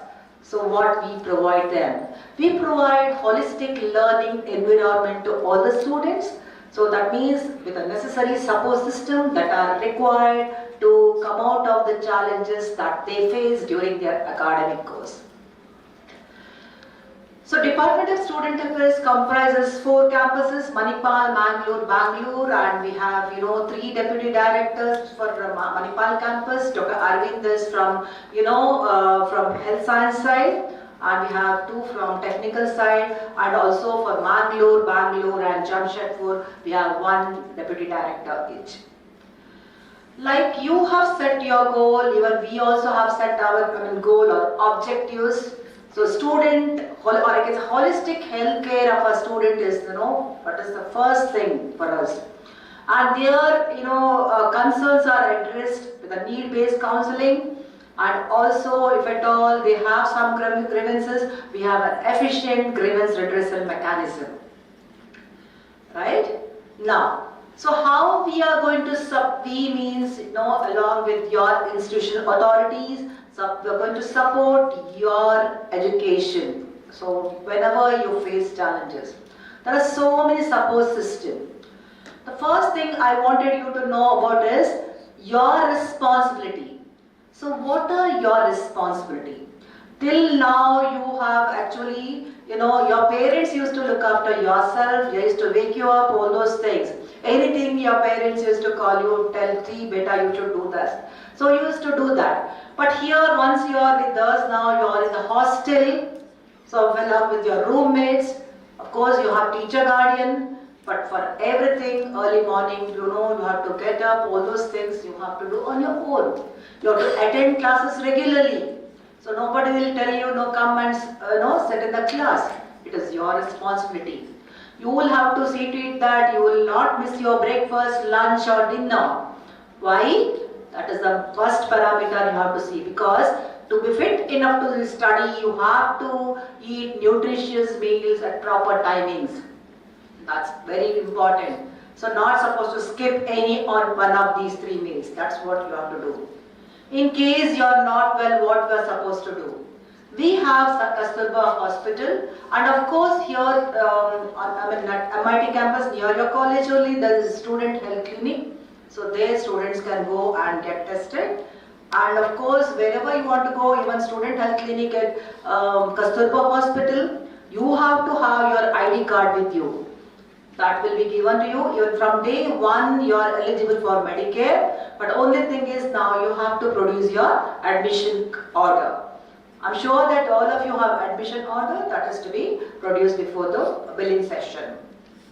And these are all the important numbers, and of course your student single point of contact from your college to our department is going to disseminate all these things. So nothing wrong in taking photo, but still, so you are going to get all this information.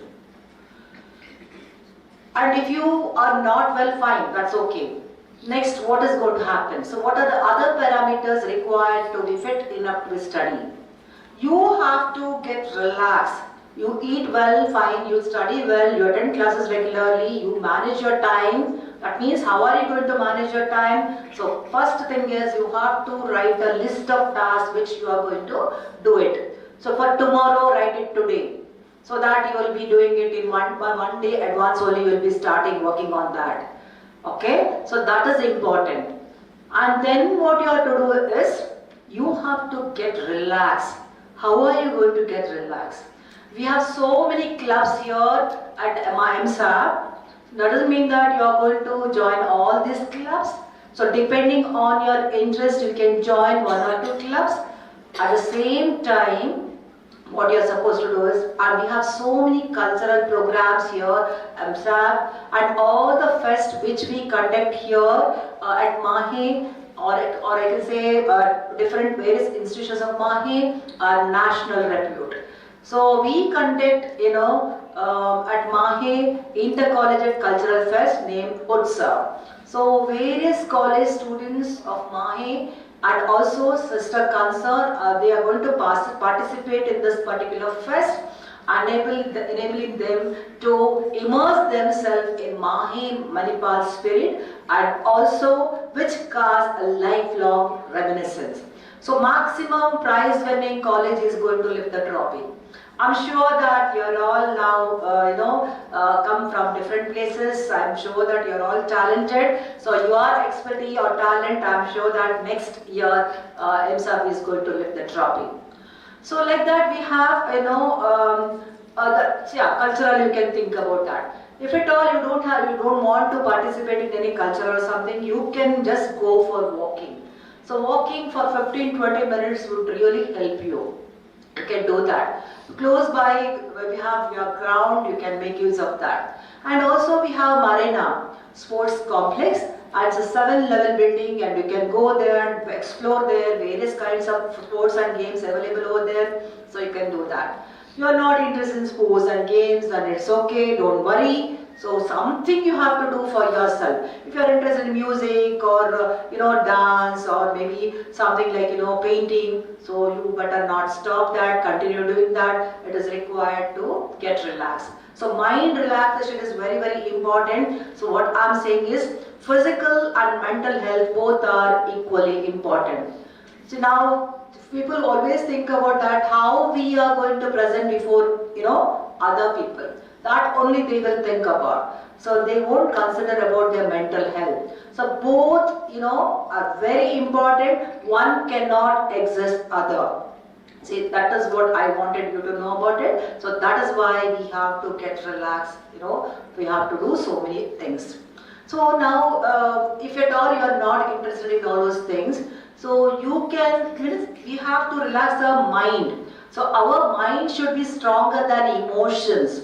So how are we going to do that? So we have to have patience. For everything we cannot, speak very badly. Or whenever somebody says something, then, response, what we give, everything depends on that. Or our stress, anxiety, depression, what we are going to get. So everything depends on, I can tell you, the way in which we respond. So that is why I'm telling you, we have to work upon that. How are we going to do that? So we have a yoga department here at MAHE. So many, best trainers are available over there. So you can go there and you can get yourself trained, and you can, do that every day, at least for 15 minutes in your room. So that would really help you. And also you can think about, doing this meditation. So we think that meditation is not my cup of tea, because whenever I sit and close my eyes, I'll get so many thoughts will come. For everyone it is like that. Don't think that only it is for you. 2 or 3 days, just 15 minutes or 10 minutes, you don't want 15, 10 minutes, you just close your eyes. Okay? So I'm sure that you will get relaxed, by doing all those things. Or else breathing exercises. By means of doing breathing exercises, you will be always positive, energetic. And also it enhances, your learning component. So something of the sort you have to do, dear student. You are not supposed to only sit with your book or other things. Some people, they will come and tell you these are the techniques which are very, very good. So some things, which really not good. So you are not supposed to. They are called as negative coping technique. You all have come here to study. That is the first priority. And also your parents have sent you here. So their main objectives, is to, give you good education and also to make you stand on your feet. So you have to give in return what exactly? Study well and good, get good, placement, and then in return, this should be your hidden agenda. You have to look after your parents. That you should do. Okay? So that is what I wanted you to know. There are so many clubs, I told you about that. And for the benefit of our students, we have been conducting several awareness programs. Some of them are listed here. Maybe gender champion program, gender sensitization program, peer support workshops, and workshops to curb the menace of substance abuse, empowering educators. and so many programs, I cannot list all of them. And whatever programs we have done, we can see on our YouTube. If you can subscribe, you will come to know we have put there. And dear students, we have an efficient redressal mechanism here at MSAP as well as even MAHE. So you feel that any problem, if at all you're having, just go and speak to your teacher guardian. So they are the ones, they would direct you where exactly to go. Okay, and there is a link is given, so even you can submit your grievance online. And we have a committee called Internal Complaints Committee to prevent sexual harassment at the workplace. And if you feel that any overture is not acceptable, inappropriate, then you are not supposed to keep quiet. And once again, I'm going to tell you about this. This is not gender specific. Okay, so anybody is having any problem, or you feel that it is not comfortable, and you feel that the way in which somebody is talking to you or anything, it is offensive, humiliating or intimidating. It may be verbal or in person or online, and showing videography or pornography. So all those things, you are not supposed to keep quiet. You are supposed to warn them, and then if it is repeated again, we are there with you. You can go and speak to your teachers whom you feel comfortable with, or authorities of your college, and they would direct you to come to us. There is a committee called Internal Complaints Committee at MAHE. MAHE is going to deal that particular case. And you all have been seeing that nowadays so many students, or maybe I think people, I can tell, on the road meeting with an accident, why they are not following the instructions, road safety measures, not wearing helmet or seat belt. So I don't think that it is required for all of you, and it is not recommended for students. And see to it that you will be away from all those things. In case you have to drive or ride, see to it that you will have all the documents with you. At the same time, you have to wear necessary whatever required helmet or seat belt. So that is very much required. Here there are so many tourist spots and also beaches in and around Manipal and water bodies, but we don't recommend our students to venture out. Why? Because your life is so precious to all of us. Even expert swimmer, they couldn't stand that currents in these waters. That's why please be away from all these things. We have here swimming pool. You can go there and you can learn swimming. So that you can do. Yeah. And of course, without food we can survive, without mobile we cannot survive. I am 100% sure I will not ask you yes or no. So your response also is going to be the same thing. But are we using our social media judiciously? So we have to make use of social media, judiciously. So if it is not, used judiciously, then what is going to happen? So it is going to be punishable under the IT Cybercrime Act. And of course, students, it is a good way to communicate with people being in social media. We are all there on social media, Facebook, Twitter, WhatsApp, and so on, Instagram. Okay, and also we browse on YouTube. And 24/7, some people they browse and then see, they will be on the social media only. They don't concentrate on their studies, they don't talk to their parents, they don't talk to their friends over there in their place, and so all these things they do, they isolate themselves, then they will land in trouble. I don't want you to do that. You cannot, so see to it that minimum usage of all that your mobile you are going to do. So please exercise caution regarding the content of the message which you send or forward to others. Okay, and please be away from posting derogatory remarks, objectionable materials to your friends or anyone. So that would create a problem. Posting someone's photos without their consent, morphing the photos and putting in the group without anybody's consent, you are doing that. Writing very badly about inappropriate message about to some person and displaying their photos very badly. All these are prohibited, and if at all, if we come to know, and of course some cases we received and we conducted inquiry, and such students are terminated from the college. With regard to this, we have zero tolerance to ragging. Here there is no ragging. Please do respect this. Of course, can you just move on to the next slide? Yeah. This is a worldwide problem, doesn't mean that MAHE tolerates this. So in order to prevent this, substance abuse, we have a policy to prevent substance abuse. And please note that possessing, consuming and distributing the drugs, that includes even tobacco, alcohol, is punishable.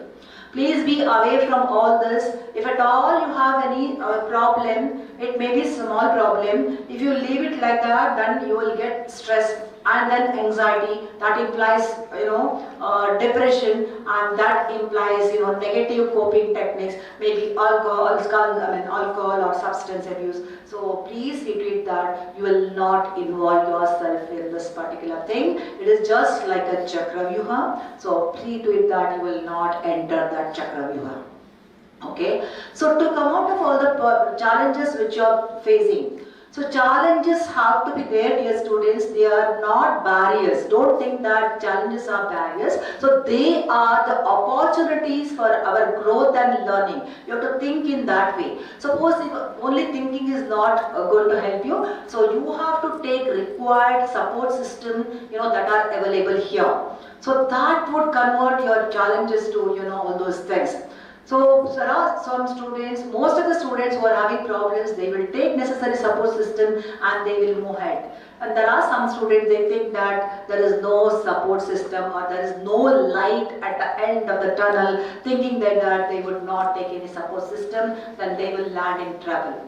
So you are all students of MAHE. I assure you that you will never be at loss of support system. There is plenty of support system here. Only thing is you have to go and speak. You have to open up. So when it is raining, you know that what you are supposed to do. You will open up your umbrella and then you go. Umbrella doesn't stop, rain, but it will make you to stand in the rain. So that is why I am telling you, see to it that you take necessary support.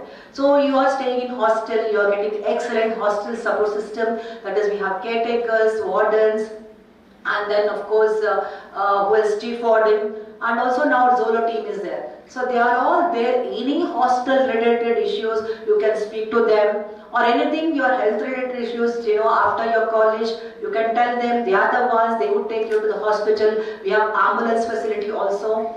Okay, and even hospital also, they are there. There's one caretaker. When in case you are not well, that caretaker will look after. So that he will do. And at this juncture, I would let the parents know about it. Anything happens, we are there with your kids. So see to it that, in case we call, sometimes, you may have to come, your intervention is very much required. So this parent-teacher connect is fundamental to the success and well-being of our students. So you are the one, your support and active involvement are required to the well-being of your wards. So that is why I am telling you, before you leave this institution, see to it that who are the teacher guardians of your wards, and please be in touch with all these people. Why is that? So this kind of connect, I am sure that would make profound difference in your ward's life, and also that paves the way to their bright future. So that's why I once again let all parents know about this, and also if at all your wards are having any medical history, it is your duty to inform teacher guardians, so that in case of emergency we can refer such things. And even of course, your institutional support, that is going to be there. There is single point of contact is there. She will help you, and you can once speak to. Your authorities are very good, and of course, if at all, and we have peer support club here at MAHE. In MSAP also. What does it actually do? There are so many students. They are really interested in helping their peers. So what do? So they conduct awareness program for the students or peers of their college. At the same time, students who are having problems, they are going to identify, and they would go and tell their teachers, or they would come and tell our counselors. Our counselors or MAHE student counselors are the nerve of the support system. So I assure you that whatever you speak to them will be maintained confidential. That one thing I wanted you to know. And they will make you feel comfortable and also make you to come out of all the problems, maybe anxiety or stress or whatever. So nowadays you don't get, just because of home, you have come from your place and homesick, maybe academic pressure. So all those things, I'm sure that if you have someone to listen to you, your problem is going to be solved. So MAHE student counselor, they visit different places. They are there even in your college also, and their places I'm going to display very soon. Let us next slide, please. Yeah, these are all the places they are going to be there, and it is written, and their numbers, everything I'm going to share with you. So if at all you, and also just can you move the next slide? The first row, these are all the counselors, and a couple of them are going to join us very soon. So you can call anytime, and anytime from 9 a.m. to 8 p.m. our counselors are available on campus. That's what I wanted you to know. So I urge you to take all the necessary support systems that are available here if required. And don't, your problems are not only your problems. Don't think that is only your problems. It is our problems also. So that's why if you don't try to solve your problems, and you will be, away, or your distance from solving the problem increases. So that is why, so what you should do is you have to take necessary help, okay? And yeah, next slide please. And we have, in case our counselors, they feel that our students require, professional support, then we have clinical psychology and psychiatric department in our hospital, that Kasturba Medical Hospital, and also student support center, wherein professionals are working. You can take appointment and then you can go and speak to them. That can also be done.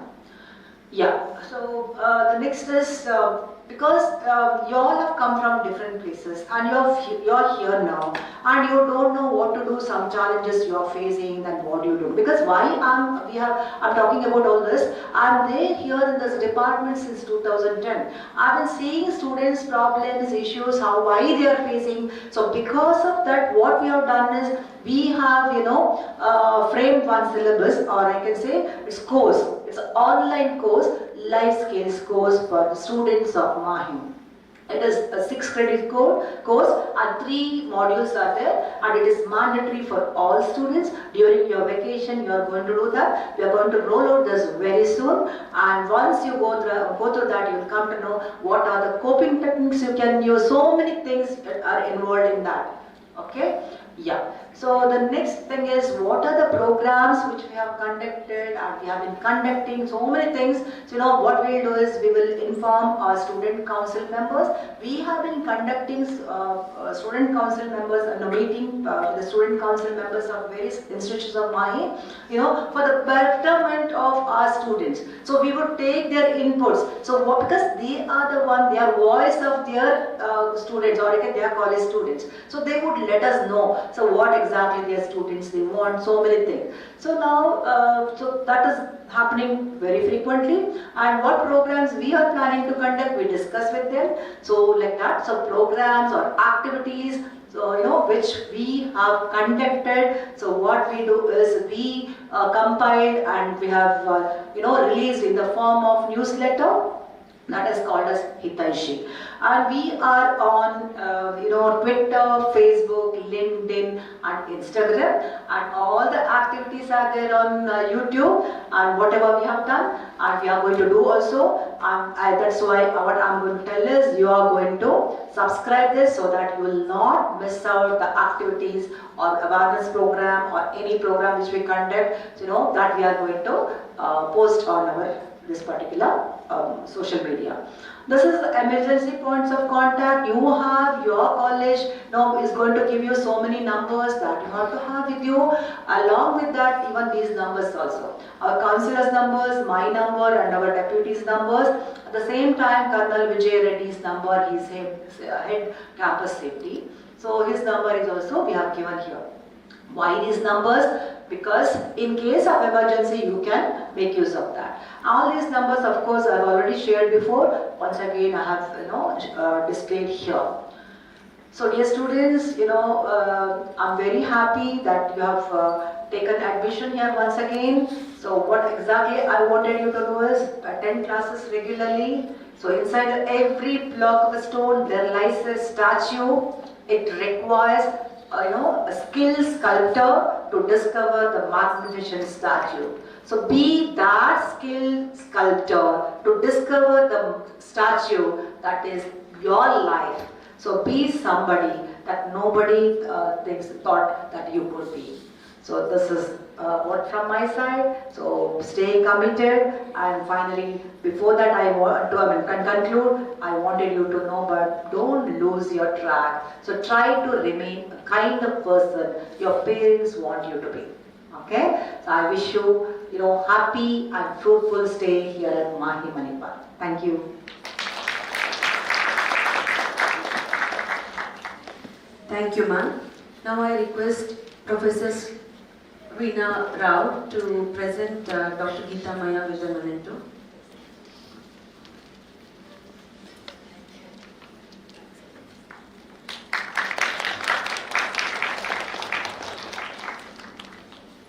Thank you, ma'am. Now, I request Architect Lulwa Khalid, representing Dr. Anup Nama, VSO and NSS Coordinator MAHE, to give the audience a brief introduction about the working of VSO and NSS.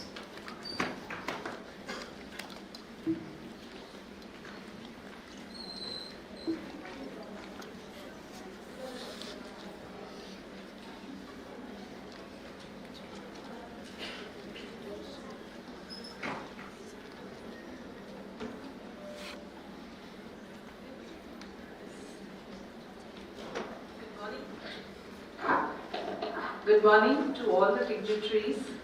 Our esteemed director, Dr. Nandini V. Ramadevi, Dr. Pradeep Kini, Joint Director MSAP, Dr. Veena Rao, Head of Department of Design, Professor Sanghamitra Roy, Associate Director Examinations. A warm welcome to all the new students who have recently joined, the parents, my colleagues, faculty and student council. I would like to introduce myself as Professor Lulwa Khalil, Faculty Coordinator of MSAP VSO. Joining me is also the current Student Coordinator, Ms. Sharada Shetty and Ms. Pratiksha.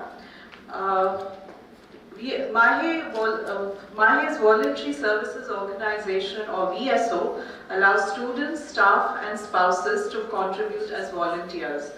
VSO aims to meet community needs, solve social concerns, create student leadership and improve student learning.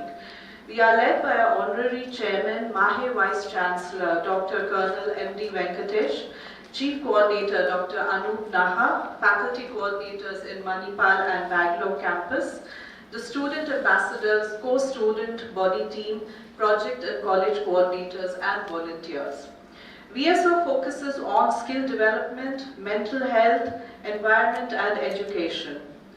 VSO community development projects include blood donation, pediatric ward visits, health camps, visits to cancer wards, slum empowerment through financial literacy campaigns, distribution of food, volunteering at orphanages, old age homes and special schools.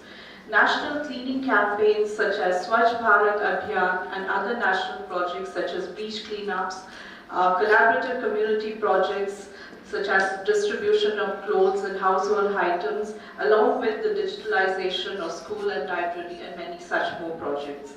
In addition to weekly initiatives, VSO also hosts Tarang, the annual kite festival, as well as Dan Utsav from 1st to 8th of October every year. It is a celebration for the festival of giving, and VSO allows student development. It empowers the volunteers, promotes team building, training synergy, leadership workshops, youth summits, events and nurturing creativity, skill sharing and a collaborative learning process. Who can join VSO? Anyone who can devote time to render service, may it be students, faculty and family, and those who wish to contribute to the community. When do you join? We welcome volunteers throughout the year. Sooner you join, the more time we have to work together. You can join us by registering on our websites, and your commitment will be appreciated in the form of certifications, 30 to 60 VSO hours with the bronze certificate, 60 to 90 hours with the silver, and 90 hours with gold certificates. We are very proud to announce that VSO's 5th edition of NatCon, or the National Conference on Youth in Social Change, is scheduled on the 16th and 17th of September 2024 at Manipal. The theme for this year is Bridging the Gap Between Academic and Corporate Volunteering to Synergize Social Change. It is open to all college students from across the country, representatives of NGOs and CSR teams to attend. We certainly look forward to see you all over there. VSO gives you an opportunity to volunteer, connect, develop and grow, as well as build a career in social work, bring a smile and touch somebody's heart to create a better tomorrow. Thank you all. Now I request Professor Lucy Tage to speak about the National Services Scheme. Before that, we'd just like to play a video on VSO so all of you are aware of what the VSO activities are like.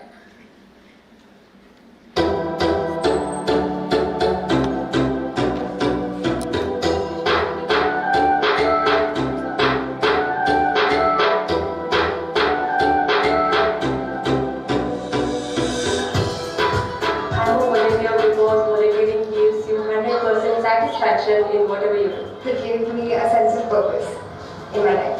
I like to see smiles on the faces of people I volunteer for. Made me feel better, made me feel more peaceful, and it was like the stress was gone for the time period when I was doing the volunteering part. I get to meet a lot of underprivileged children and people, and I get to make an impact in their life and also change the environment and make Manipal a better place for everyone to be in. It said Vasudhaiva Kutumbakam.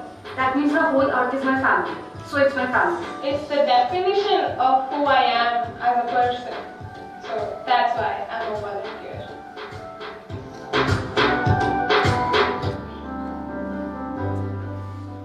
VSO was initiated in the 2007 to provide students with an opportunity to serve the community in and around the university and to instill a sense of responsibility towards society. I mentioned it earlier.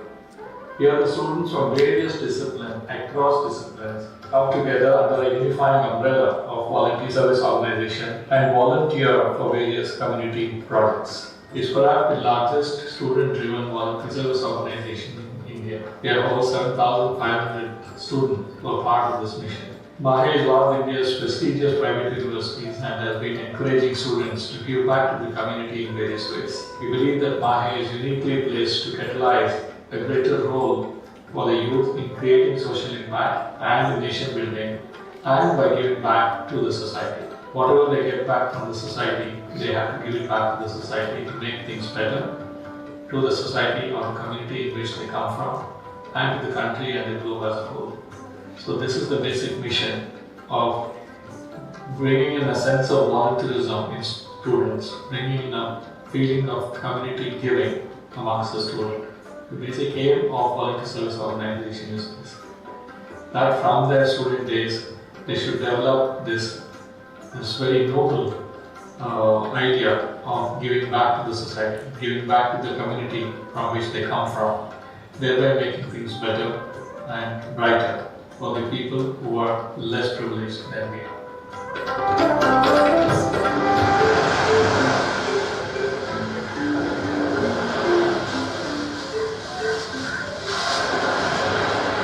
Beach and Manipal every week.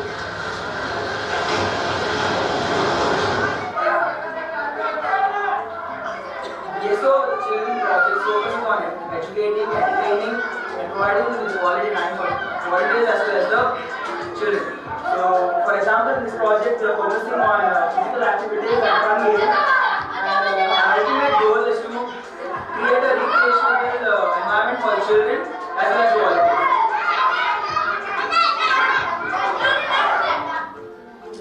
Project Jyoti, a visit to Asari, with residents, spend quality time, spread smile, and engage them in activities like arts, crafts, and sports. That's it. Everything is online. You can see the best example of how technology can be involved in volunteering. From the project entry to the attendance and the disposable of certificate to the students is all automated in VSO MAHE. You will find now all the projects at VSO is mapped with sustainable development goals. And we have also started the VSO chapters in different cities, or you can say different sister institutions, Mangalore, Bangalore, and Jamshedpur. And we are planning to start in other campuses of VSO, other campuses of MAHE as well. Consistency is the USP of voluntary service organization. When I say consistency, it's in terms of students' participation, project implementation, or even the management support. Over the year, if you see projects like Umbelapu, Asare, Danutsav, Taran, has seen so many episodes of its implementation. And how this was possible? It was possible because of the innovation brought by students, and consistency in implementation and the participation leading to holistic development of student community in Manipal campus. Anybody who is willing to give some part of their week for a social cause can be a volunteer for VSO. There is no restriction as such. Anybody who is a part of MAHE and is interested in social related things, I can say, can be a part of VSO. VSO is an emotion, VSO is an inspiration. VSO is an interdisciplinary platform for experiential learning and lifelong development of the skills. At VSO, students can nurture their creativity, innovation, leaderships, and multiple life skills. We at VSO aim at the holistic development of the students through volunteering, and in the process bring them close to the community, which is the objective of the National Education Policy. In fact, VSO is one of the best experiences of life at Manipal.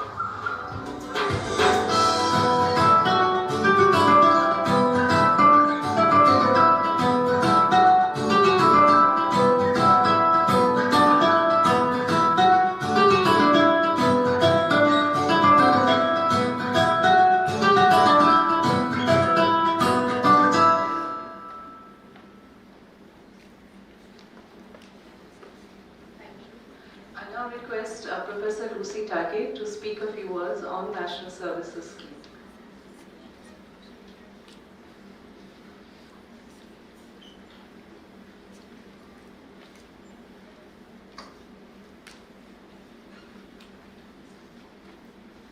Good afternoon, everyone. So I welcome to our orientation program today. I, Lucy Tage, Program Officer for NSS MSAP unit, take this opportunity to introduce you to one of the novel and impactful initiative on our campus, the National Service Scheme, or NSS. NSS unit at MAHE started on 12 December 2022 and is a government-sponsored public service program conducted by the Ministry of Youth Affairs and Sports of the Government of India. Joining me today is the NSS volunteer representative, Ananya Narayan. She is a BR student, Ananya Pandey. She is also a BR student, and Nivedita, BS FD. So to be able to join NSS, one must be first-year student in their first semester. Should be willing to commit to the NSS program for 2 years until the end of the second year. Must have a genuine interest in participating in community services projects and activities. Then should have demonstrate the ability to work effectively in teams and show leadership potentials. And also must be available to participate in regular NSS activities, camps and special projects as scheduled. We encourage students to consider joining NSS and making a meaningful impact in our community while developing values, skills and experience. Now, what are the benefits of being an NSS volunteer? By being an active member of our student volunteers, we will gain exposure and experience, allowing them to become an accomplished social leaders, efficient administrators, individuals with a deep understanding of human nature, persons with a health, mind and body, then bearer of rich cultural values. Now the objective at its core, NSS encourages young people to actively participate in community services projects that addresses local needs through voluntary efforts in areas such as education, healthcare, environmental conservation, and rural development. NSS volunteers not only contribute to societal welfare but also develop invaluable skills and a deepened sense of empathy. Last year, next slide.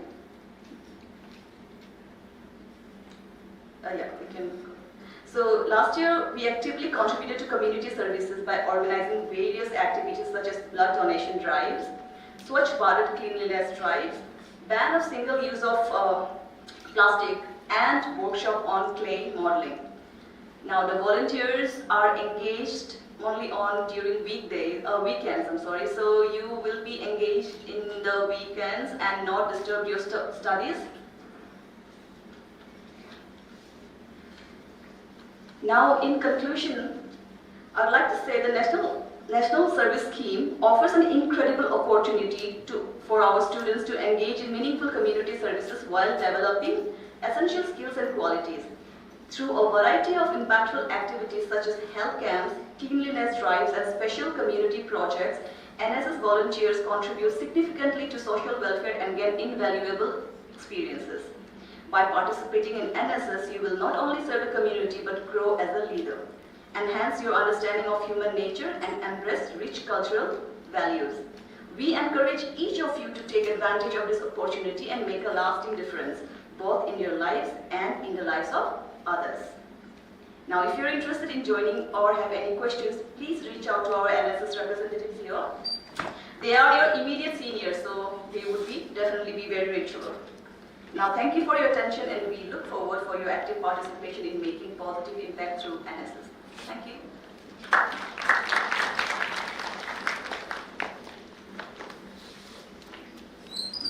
Thank you, Professor Lulwa Khalil and Professor Lucy Tage for introducing the students with VSO and NSS. As we come towards the end of the session, now I request Professor Simi Maria Matthew to propose a vote of thanks for the session.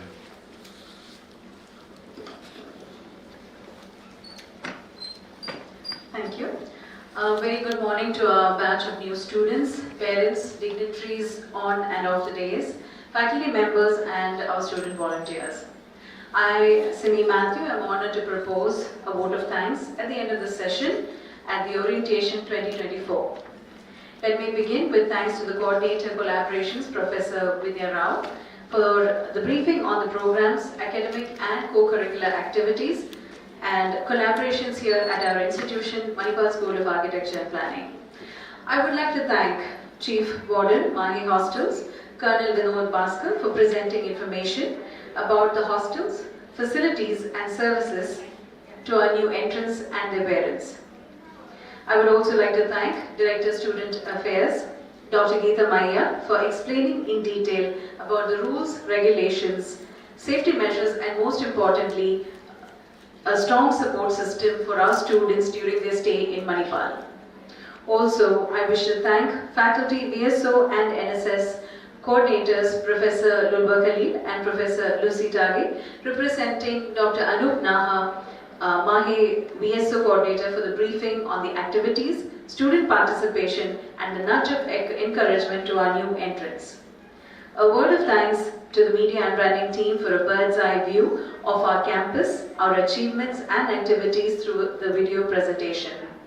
At this juncture, I extend a word of thanks to the Student Council, all the faculty members, student volunteers, tech support and Chef on Wheels for the smooth conduct of the orientation program. We have come to the end of the morning session of the orientation program. I extend a very warm welcome to the batch of 2024.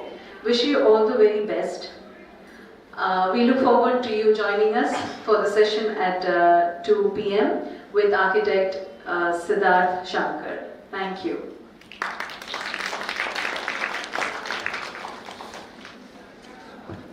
Thank you, Professor Simi. With this, we have come to the end of the morning session. Thank you all. I request the freshers to join us at 2:30 in the same venue for a presentation by our respected guest of honor, as ma'am was mentioning, architect Siddharth Shankar on his professional journey. This session is exclusive for students. Interested parents can also join, accompany the students and be seated in their respective venues as they were seated now. There is an announcement regarding the first day class for the students of BARC first year, which is scheduled on the 29th of July 2024. You can note it down, and I think you will be getting a mail also. So on Monday for your first class, you are supposed to get sketchbooks, A2 sheets, backing sheet, T-scale, set square, compass, pencil colors, cutter, steel ruler, pencil of HP, B, 2B grades, eraser and fixing tape. This activity is for your first course, that is ADD, Architectural Design and Detailing. So this is going to be an individual activity. Also, we have arranged 3 buses for the campus tour. Interested can gather at the entrance foyer.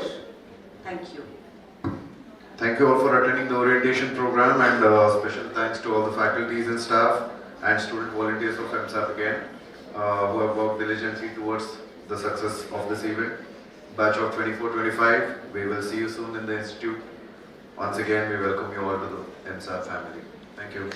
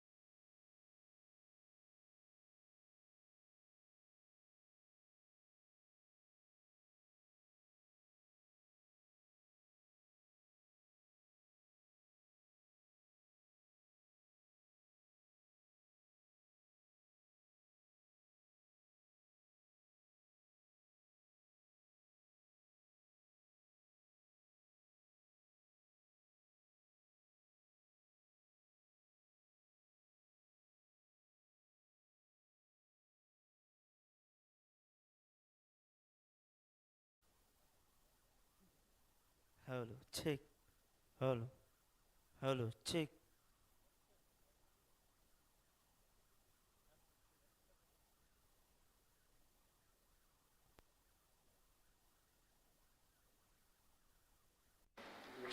ಇಸೆ ಅಂಡತ್ತಲ್ಲ ಇಸಕ್ಕೇನು ಎತ್ತು ಬರ್ಪುಂಟಲ್ಲ ಅಂದ ಅವೇ ಎತ್ತಲ್ಲ ಎದ್ದು ಬರ್ಪುಂಟು ಅದ ಎಡ್ಡೆಗೇನುಂಡು ಅವು ದಾಲೆಚ್ಚಿ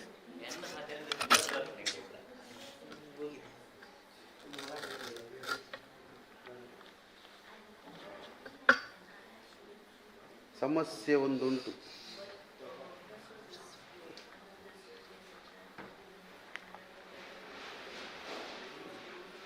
ಏನಾಡ ಅಡಿಕೆ ಬಗ್ಗೆ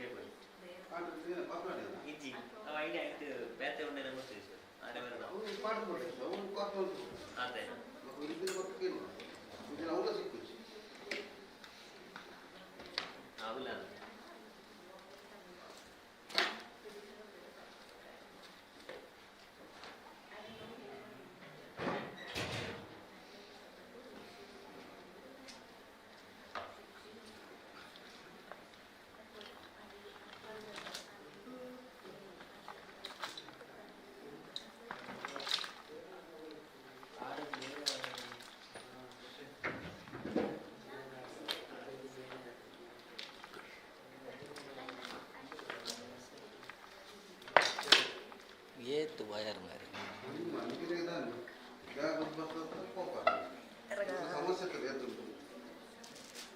ಈಗಲೇ ರಂದು ಜನ ಕೊಡ್ತಿರ್ಬೋದು ಈಗಲೇ ರಂದು ಜನ ದುಮ್ದಾನೆ ಇರ್ತದೆ ನೀವು ಕಾರ್ ಆಡುವಲ್ಲಿ ಬರ ಕಾರ್ಡ್ ಬರ್ತದೆ ಕಾರ್ಡ್ ಬರ್ತವೆ ಕಮಲ್ಲ ಜನ ಪೂಜಿರೆ ಇಲ್ಲ ಒಕ್ಕಂದ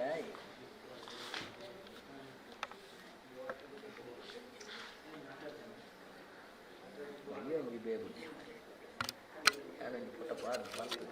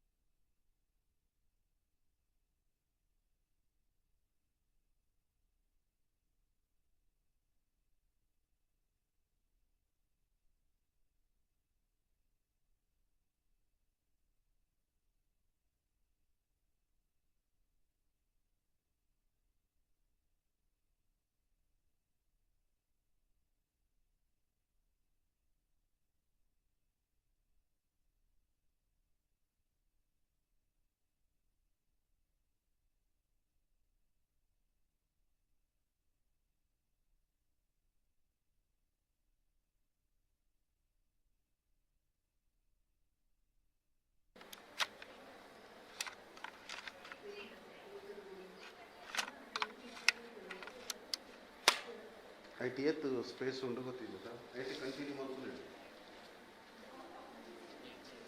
ಐಟಿ ಕಂಟಿನ್ಯೂ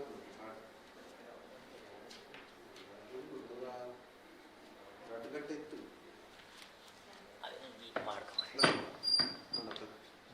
ಅದರಲ್ಲಿ ರಂದು ಕುಲ್ಲುಂಡ ಆಯಿತು ಬೇರೆ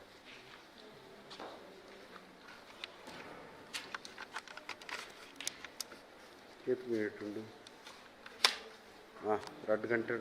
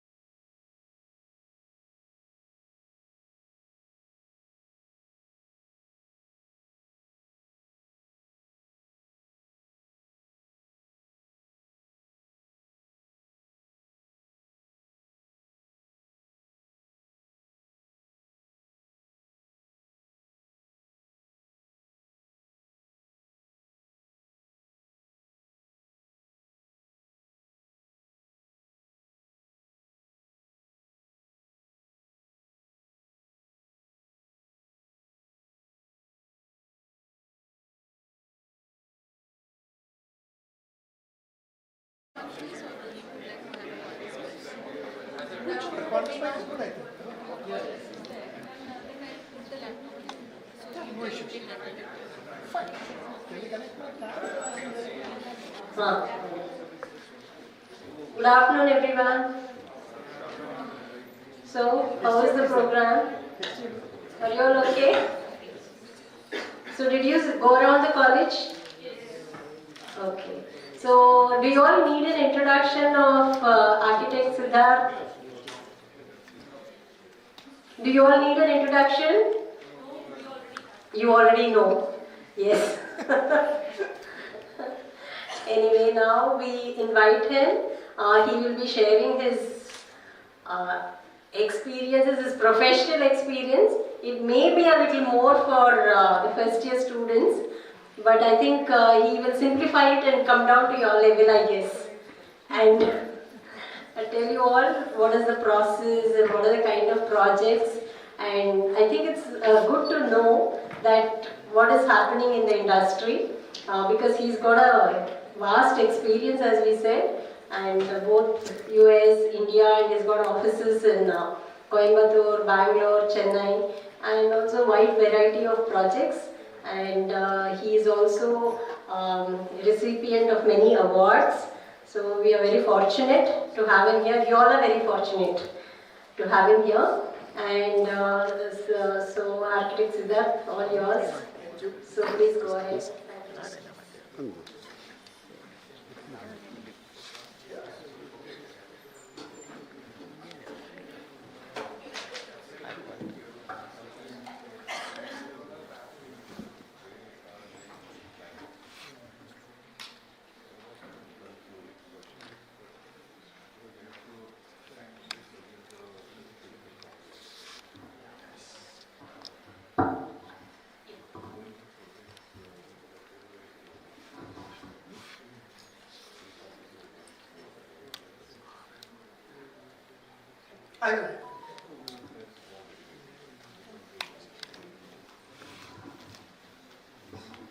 So, good afternoon, everybody.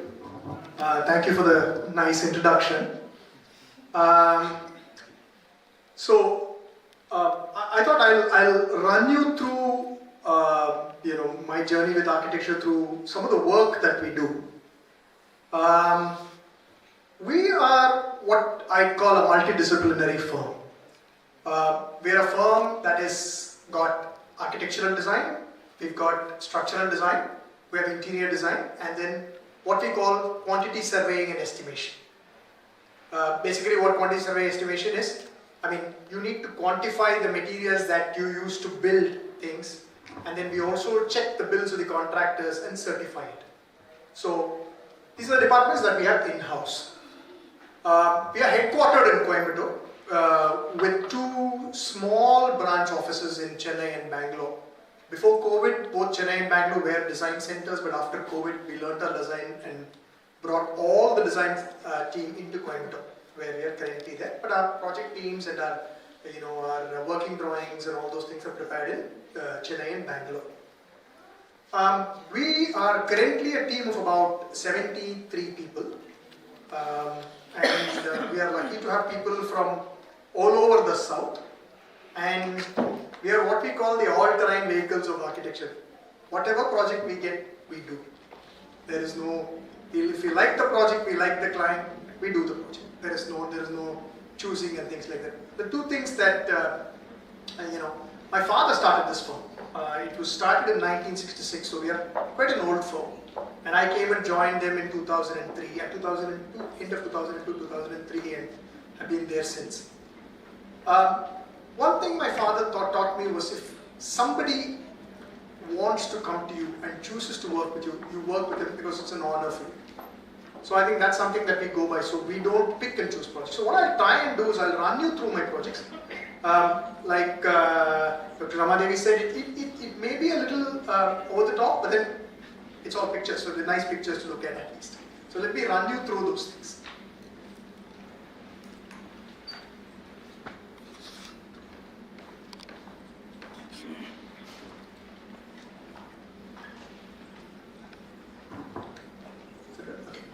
So that's us, Sankar and Associates. We are a second generation architectural firm. The first project I want to talk to you about, and one of the things as architect we constantly work on, especially considering a practice like ours, is shifting of scale, right? We go from the really small projects to the really mega projects. And what happens when you shift scales? In the small project, the human being is the hero, right? Imagine yourself, big guy in a small space. And as the project sizes increase and become bigger and bigger and bigger, the human being becomes smaller and smaller and smaller. And therein lies the challenge.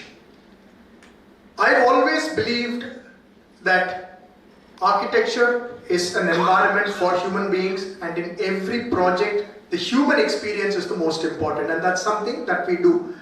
And by doing that, that's where your creativity is. By bringing it to the human scale, that's where your creativity is. Now, how do you create something out of nothing? That's always been the challenge of any creative profession. So let me try and walk you through this. Now, this is a project called Abhyasa. It's a small dance studio of about 600 square feet, and it's built for my sister. So, besides the site, besides the program, there's a lot of emotional baggage, a lot of emotional threatening, budget. If the budget went over, I had to pay for it. So there are a lot riding on this project. So it's a very, very interesting project. She's a dancer and a very successful one in that. So, and you know, there was always this sort of, there's always a tension between architect and client. Here it was more because she knew she had to listen to me, and I knew I had to listen to her. So it was a very interesting project that way. So, if you look at the, you have a pointer, pointer? That's okay, don't worry about it. So, this is a house which we also built, and she had this little, I don't think the mouse works here. Okay, so that's on the left is the house, on the right side is the project that we are talking about. That's the little dance studio. It's about 450 square feet of space. That's all there is. What can you do with that smaller space? How do you architecturally express these things? So this is kind of what we've done. Now, I know nothing about dance, especially Bharatanatyam. I know nothing about it except making fun of her. But then because for this project, you had to learn. The first thing in any project is knowledge gathering. You have to understand what the client needs, how you are going to approach the project, understand what the space needs, and then execute it. Within all this, you also have to think about material, you have to think about budgets, you have to think about several things. Okay? So, there are certain fundamental things in a dance studio. One, of course, is the dancing space in itself. It's both a space for for their programs. It's a space for teaching, and it's also a space where they have lecture demonstrations. So we had to take all of that into consideration. So the fundamentals here were, first of all, the space. Second, every dance studio, especially the Bharatanatyam studios, as you know, would have a statue of Lord Nataraja. So that had to be the focus of the whole thing. And this is kind of how we went about it. So that's the space from inside the house. The door that you see is a 150-year-old door that we actually found on the street. Somebody had abandoned the door, so we picked the door up. So see, I was saving money, so he was doing all this. And then we created this nice front steps. On the right side is what we call a Deepa Stambham, which is a symbolical lighting of lamp, especially from Kerala. And we are on the border. This is in Coimbatore, so we are on the border. So we sort of switch cultures here and there. A nice canopy. If you look at the canopy, you see all those tiles and things like that. Most of these materials were found materials. They were abandoned, left, waste materials that we utilized, including the steel. They were all wasted from a site which we brought here, and we sort of redid the whole thing. So what we wanted to do is we wanted to marry modernity with something as cultural as Bharatanatyam. So that's how it looks like in the night. You can see the Deepa Stambham lit up, nice stone walkway. That's the antique door that we are talking about. It's another shot of it from the top. We architects like to take pictures of the same things again and again, so bear with me there. So that's the entrance gate, that's their house, so they wanted a separate entrance. We've also done some stone benches and all that now, because when students come, the parents wait outside. And this is the studio. So that's the Nataraja, and we have a skylight on top of the Nataraja. At exactly around 11:30, 12, during summer solstice, it's bathed in light. It's a natural light. We actually worked on the sun path and things like that, so it's beautiful. It sort of lights up. That's a mural. It's a Kerala mural by this team called Bhavanam. It's completely done with fresco. So it's a natural mural. Of course, she has a little study corner for her books and things like that. And it's also acoustically pretty tight because of performances, orchestra performances and things like that. This is another shot. One thing that we always like to do in projects is we like to somehow connect it to nature. So every project of ours will have this little garden or something to go out to or at least see. So this is a shot from the other side. And on the first floor, we've got a little storage space where they keep their shed, their sets, costumes, and things like that. See, that's a session in progress. Now, one of the interesting things about the flooring, it's a vinyl flooring, and it's a specialized vinyl. It's what we call a sports vinyl, but then we have to select it in a particular way. Now, one of the things that we learned is when there are group performances, when there are group combinations done during Bharatanatyam recitals, the dancers communicate to each other through the pat of the feet. So they'll do a tuck on the feet and they would communicate and they would know what pattern to change. This is something that I did not know about at all, and that's something that I learned. So every project, it's a learning experience. So we had to select a material. Not only the material could be hard on the knees because you don't want the knees to get damaged. There has to be a certain resilience, which means the material should sort of bend. At the same time, the tuck noise had to come. So we had to select a material like that. The second thing is, it had to be absolutely acoustically silent, which is why if you see those beams, they actually act as acoustical, what's the right word for acoustical barriers. It actually cuts the sound waves. That's her in the middle, the girl, the lady who's jumping in the white dress, that's my sister. So this was actually taken during a performance, during a practice to a performance. So it's a pretty dynamic space that way. And of course, we had to have mirrors because they had to see their back movements. Both the teacher as well as the student had to see it. And this is that old door. We got that same artist to paint the mudras. And very interestingly, I told the artist, if you look at Bharata Shastra, the hands are very delicate. Whereas in Kerala mural, the hands are a little fatter. And he refused to do it according to the Bharata Shastra. He said, I am true to my art and I will do my mudras according to what the Guruvayur school of art does. So I learned a very valuable lesson that way is stick to your guns and fine, somebody will listen to you. And this is how the light on the Nataraja changes throughout the day. It's quite an ethereal experience to see this. But if you're talking about Fumi Hakomaki, this is inspired from Ando.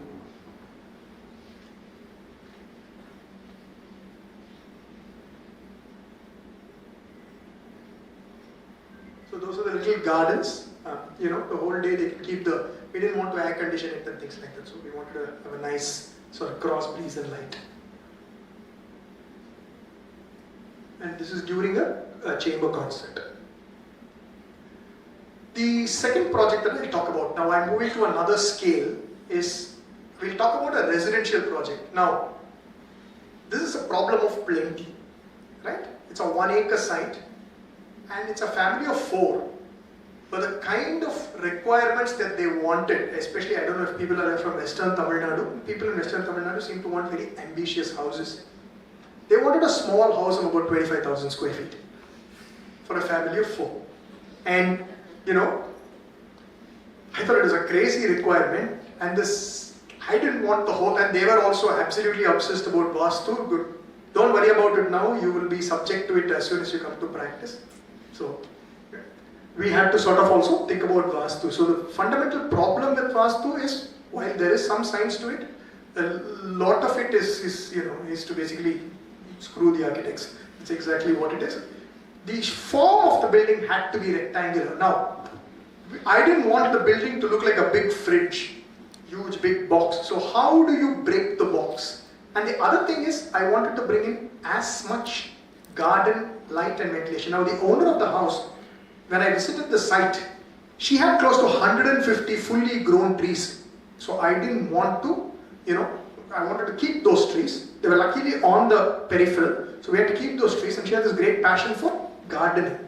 So every idea comes from another idea.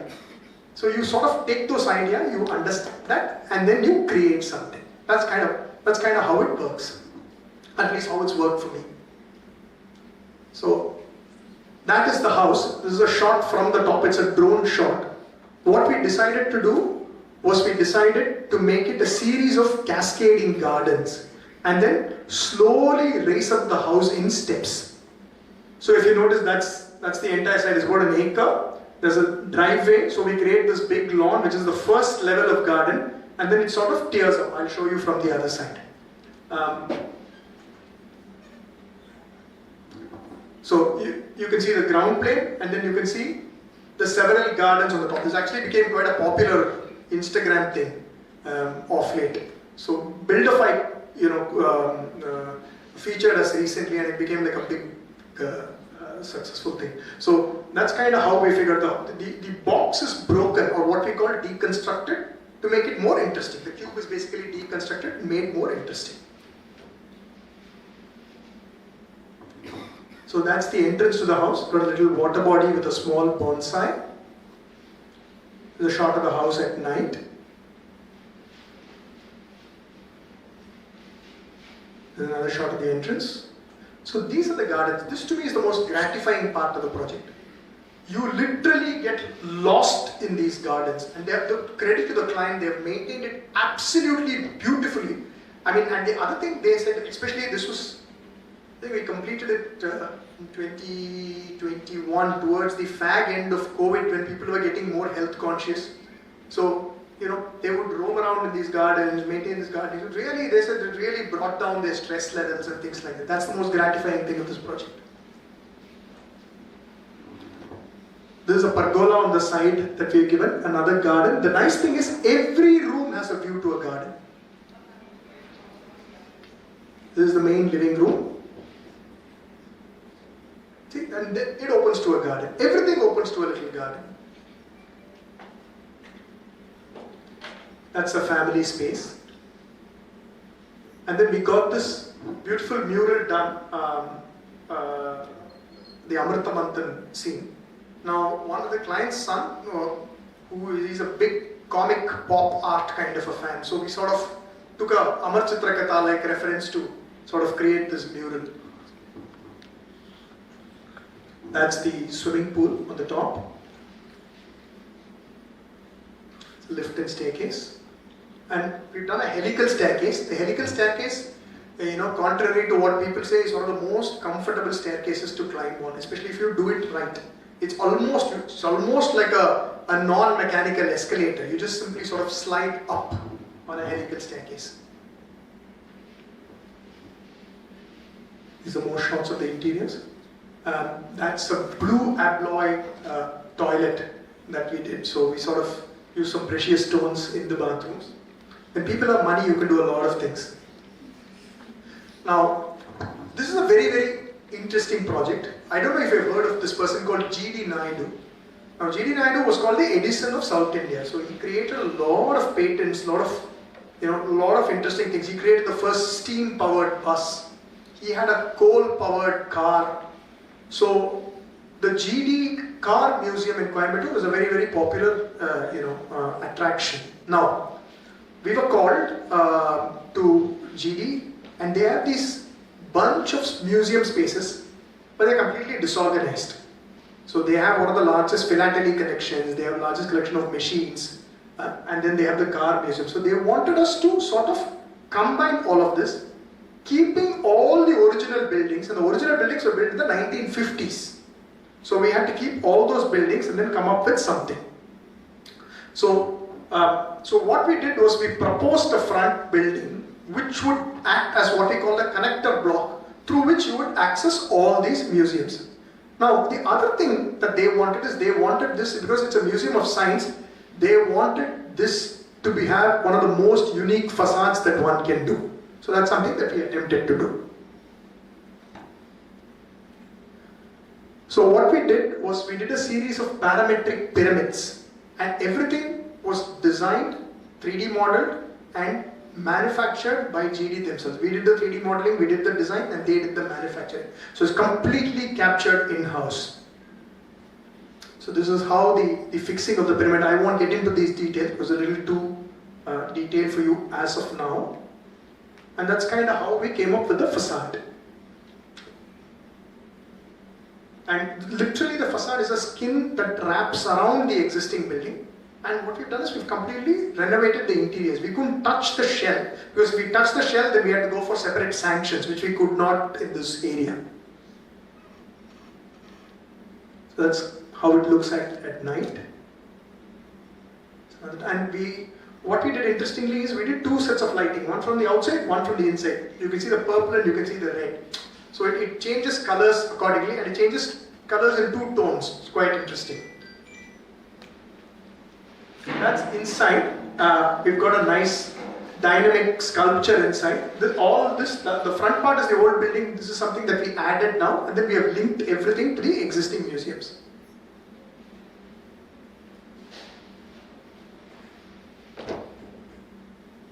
And we also did a geodesic dome on the top to bring in some light into the existing building. You can see the connection between the old and the new here. That's kind of how it looks like at night. And these are shots of the interior where they've done all the science exhibits.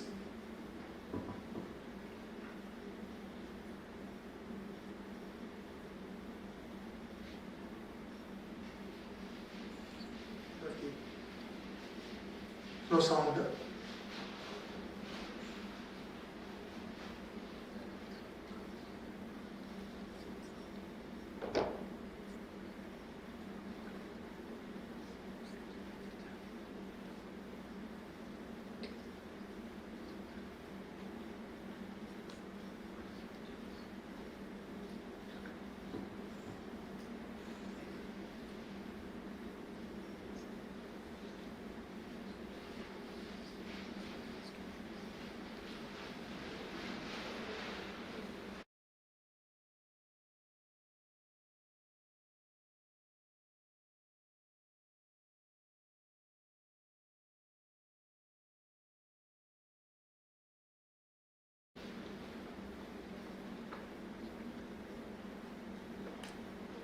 That's how it looks at night.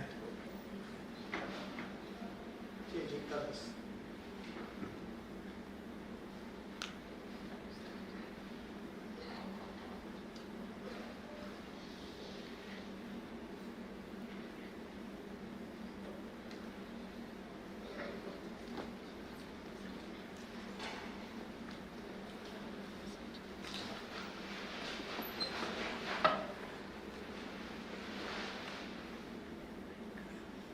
The next project I'm going to talk about is a library project that we did for a medical college.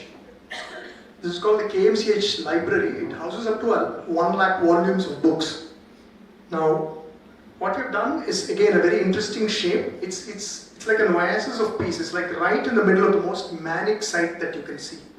So again, this whole idea of bringing in light, bringing in gardens and everything goes, into this building, and it's a very contemporary, well-lit library.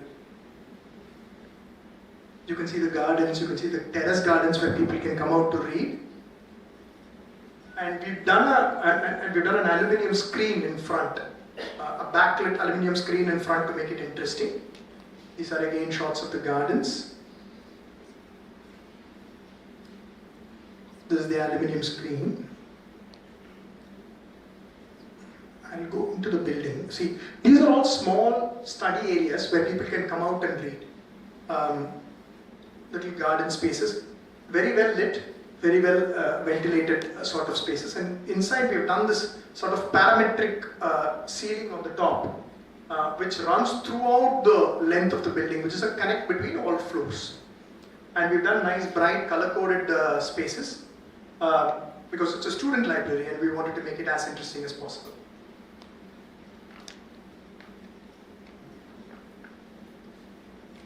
These are reading spaces. And in some spaces where we've used baffles to bring down, to improve the acoustical performance of the library.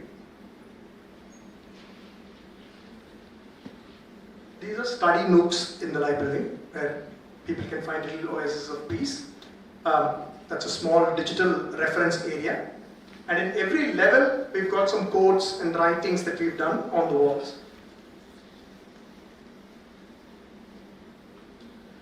This is the project for which we won the JK Award Public Building of the Year Award. It's called the Firebird Institute of Research and Management.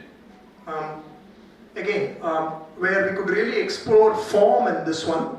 Again, our basic tenets of lighting, ventilation, bringing in green is followed through in all projects, and this is no exception.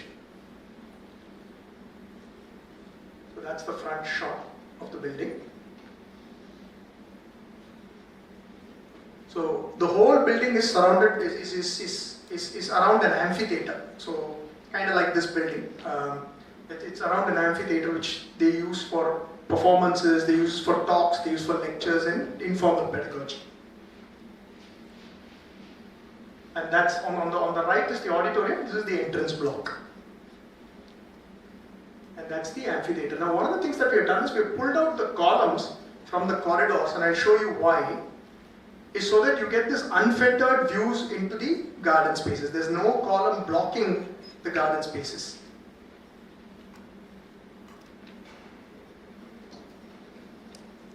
Another shot of the amphi. And everywhere we've got these little garden spaces into which the classrooms are not continuous, they're broken with gardens. So you can open your windows out into gardens, and it not being a very rainy area, it works very, very well. Now this project is in Karnataka. We also do a lot of healthcare, we do a lot of hospitals, and this is one of our biggest hospitals. It's about 1,350 beds. This is in Davangere, Karnataka, and we are sort of restructuring the entire JJ MMC hospital, which is one of the oldest private medical colleges and hospital in Karnataka. And it's interesting because the intervention, we use a technology which is a completely patented technology. It's called a SAPOST technology, where it's a pre-stressed beam, where originally we had used 201 columns. We have now reduced that to 80 columns. And it's a building that's about 107 meters by 90 meters almost. And each thing is about, I'd say each thing is about 18 meters, which is about easily about 56 feet. So that's the span of each column. So what it does is it makes it extremely flexible. So I will not go, it's a new generation beam, where what we've done is we've done a pre-stressed concrete in the bottom, and then we've got a steel girder on the top. I won't go too much into detail again because it gets pretty technical. And one of the things it does is the beam allows us for us to take all the services through it. So we are also able to get a good amount of height. So these are all, I won't get into it, it's quite technical. So that's kind of it. What it also allowed us to do is it allowed us to cantilever the blocks quite a bit. And it allowed us close to about 6 to 8 meters of cantilever everywhere. So we've done 6-meter cantilevers. By doing 6-meter cantilevers, we are able to get ventilation from all 3 sides. So the blocks were extremely well ventilated. This is under construction now. We are at the 6th floor now. So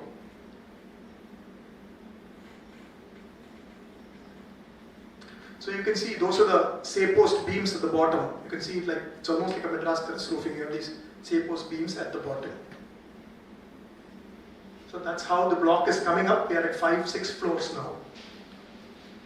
And the whole building is erected through cranes. Almost, it's very interesting because you feel like the building is erecting itself as you come up.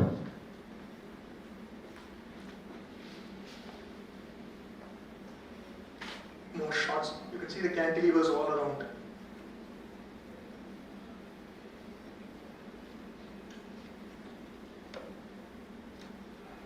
So this is under construction. It's progressed further now. And the other thing is it's pretty quick. The whole building is about 8 lakh square feet. And we expect to complete it in close to about 2 years exactly. So that's really, really fast.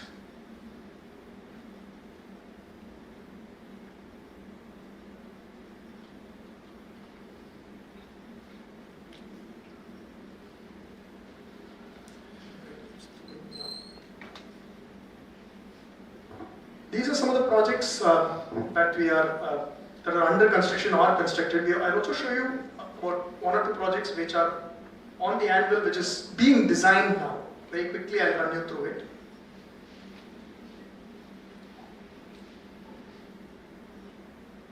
I know it's an afternoon session. The lights are off. It's nice and cozy to get a nice little nap. So I don't want to bore you further. I'll quickly go through the other things. So this is a project, this is a competition project which we won. This is the new management campus for Bharathidasan Institute of Management in Trichy.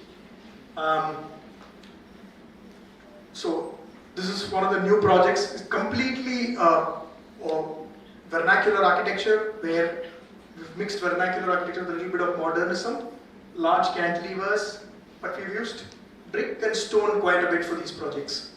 So this is under construction now. Going on, you can see the big cantilevered roofs.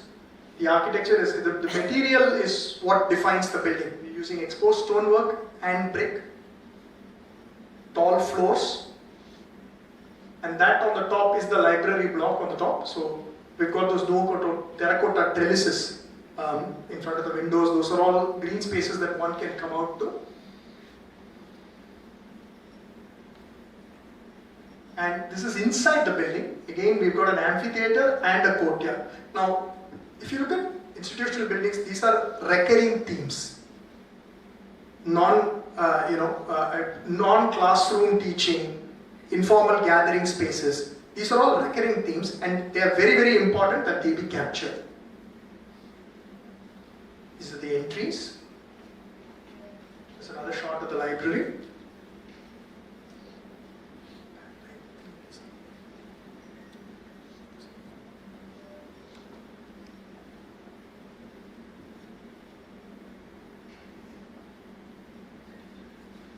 That's a walkthrough of the campus.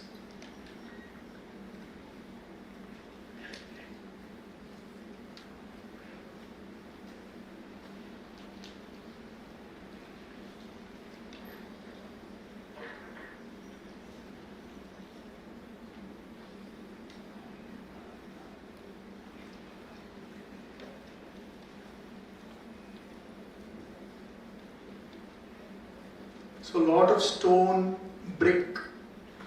This is what I meant by bringing down the scale. You don't want people to get lost in such a large campus.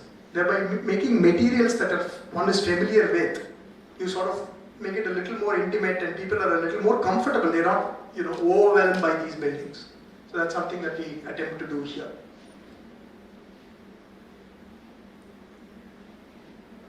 That's the main entrance. We have a set of ceremonial steps that one uses to get into the building.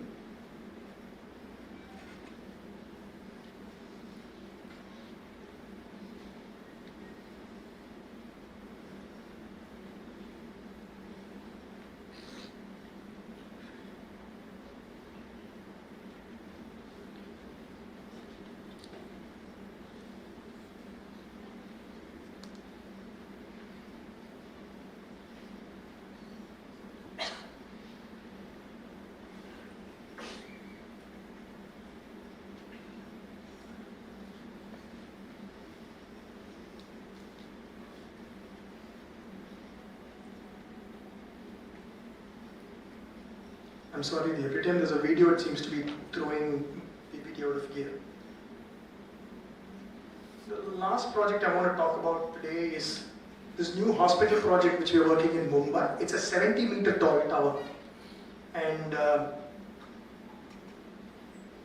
it's called the Shantibai Kerkar Memorial Hospital in Mumbai. It's under design. We just had a preliminary meeting and it's more or less approved. So it's 70 meters tall on a very, very tight site. So here the site defines the architecture. It sort of says, this is the setbacks, you do your creativity within the setback, and that's where you have to be extremely creative. And so one of the things that we did, you know about Mumbai. Mumbai is a tightly packed, dense space. We wanted to bring in some vegetation, some green into hospitals, because hospitals are depressing spaces. And how do you do that was the question. And one of the things that we did was, what if you have this flow of vegetation upwards throughout into the building? So that's something that we wanted to create in this building. This is a block, not a very big block, on a small site. So it's almost like a narrow little projection rising from the floor. And we wanted to get the vegetation to travel upwards. So that's what we started doing. We started creating these vertical gardens, throughout on the facade of the building. And that's what we came up with. So up to a certain height, we have the oncological facilities, so there can be no windows, nothing. So above that, we started working with these cascading gardens that sort of run through the building. That's another shot of the building. You can see a close-up shot of these gardens. So the nice thing is people can come out, you at least have a little place to breathe in a place like Mumbai. And we also created a little plaza with a small temple and a green space in the front. These are some of the interior shots which we are currently working on now. So what we did was we took hints from Ayurveda and how Ayurveda treats people during different seasons. So we took different ritus or seasonal changes and we applied that to the design. So we sort of used that as a guiding factor throughout the design.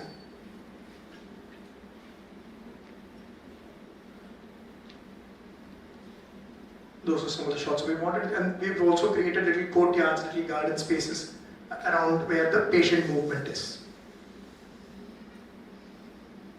So that's kind of what we are working on now. The one thing that we try and do through our buildings is to make it comfortable for human dwelling, and that has always been the overriding compulsion in all our designs. So that's what we do. Thank you.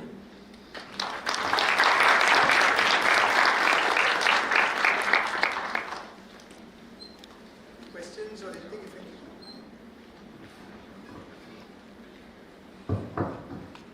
If you have any questions, let us have an interactive session now.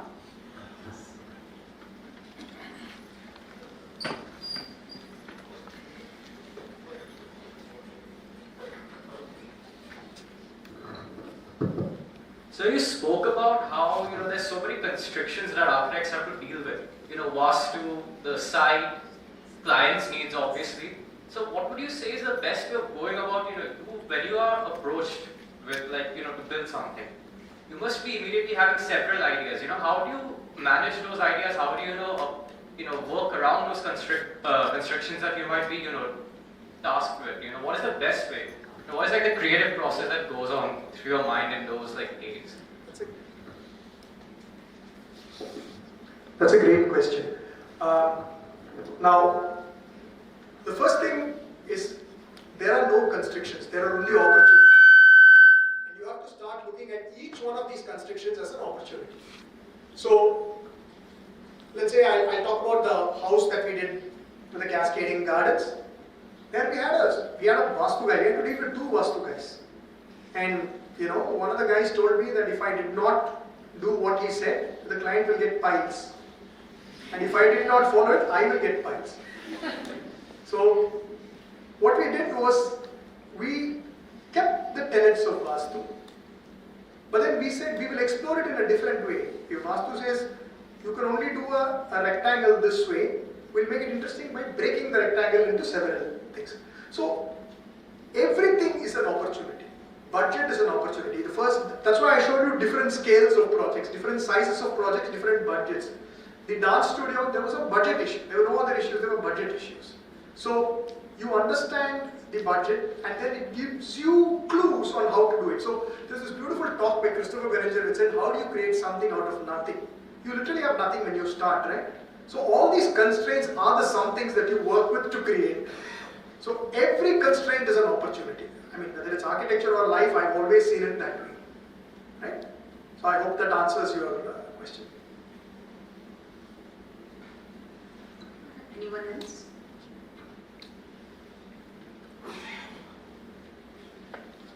It is open for the parents also. If you have any queries, like questions, please do ask. There might be some interior design students. Yes. If they want to have questions. Interior design also you can ask.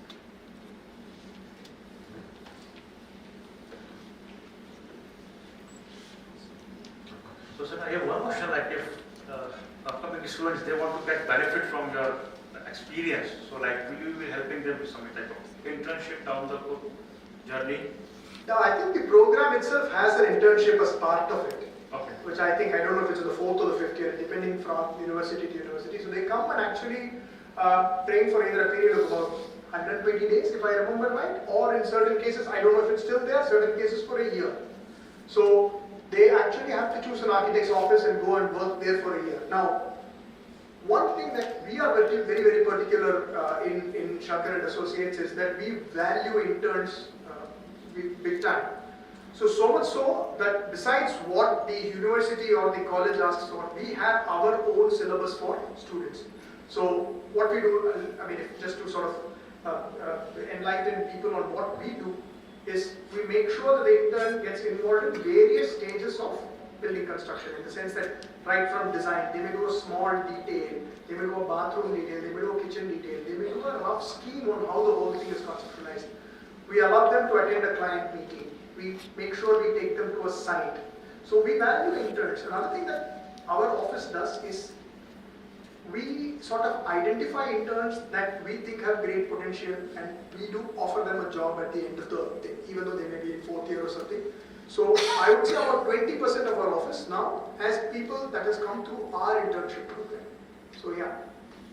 Great. Thank you, sir.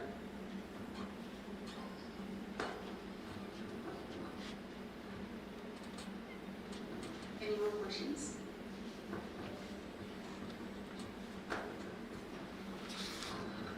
I just wanted to know how much important is sustainability as a part of architecture study. Sustainability in the sense in environmental terms. It's second nature, sir. You are supposed to do it. Every building by default has to be sustainable. That's something that we believe in, which is why I talk so much about daylight, I talk so much about the green coming into the buildings. So the minute you sort of plan the building right, most of your sustainable needs gets satisfied. In addition to that, today most buildings have solar panels, most buildings there is rainwater harvesting. In larger projects, if you take a large hospital projects, they are completely what we call zero discharge, which means all the toilet waste goes to the septic tank and then we use that water for flushing. Not only is it mandated, I think it's also important for us architects to be conscious to do that. The second thing, now the government has also started recognizing it. There are various ratings like Griha, LEED, which also gives monetary incentives to the proponents who are building the buildings. So sustainability has to be second nature. I take strong objection to the fact that anything is called a green building. I believe every building needs to be green. And it's like calling oneself a human. If you're a human, you go with certain basic qualities, and I believe a building should be like that.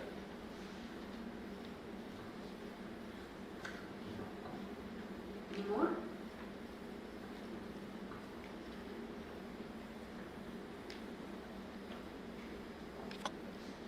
I have a question for you. What points or what would be your suggestion for the new interns to have a schedule or to go ahead? Because it's something new that we are doing after the 11th and 12th. It's a new subject that we are learning in. and there would be a lot of confusions, especially as to what is that we are learning, how do we understand. So regarding this, do you have any suggestions for them how to absorb these things into that? Sure. I believe being confused is very important, right? I think you first have to, the minute you're confused, it means that you're paying attention to the subject, and you're trying to make something out of it. The minute you start getting it, then the confusion clears up once you start getting more and more into the subject. It can be overwhelming. I'll give you an example. Most of you are here after an aptitude test. So I think your basic skills will probably be there. So I think that will help you sail through most of the things. The rest of the things, anything creative. I mean, you give a child a paper and a crayon, he's going to come up with something creative. And most people here have a right brain bent of mind, and they are going to be creative. So those are two things that I think you already check by the time you come here. Any new subject is like learning a new skill. I mean, you will be overwhelmed by it, but I think it's part of the process. I still remember after I finished my undergrad and I went to the US for a master's, one of the cultures that they have abroad is to build whatever you speak. I mean, you can talk about this building looking like this, looking like that, but they ask you to build it. They will ask you to actually make a model, a working model of it. It was extremely, overwhelming for me. I mean, I did not know what to do, but then you figure out ways to do it. For that, three things. One is passion. You first have to be passionate about what you're doing. You have to like what you're doing. Second is, you must have an open mind. You must be able to accept whatever comes at you, including criticism. Because most criticism will lead you to a solution that will give you amazing results. All the projects that I have shown has been criticized at one point or the other. Then, through a series of rigorous workmanship or exercise, you come to a conclusion that is acceptable to everybody. So that's what I would tell all the freshers as of today. Yeah.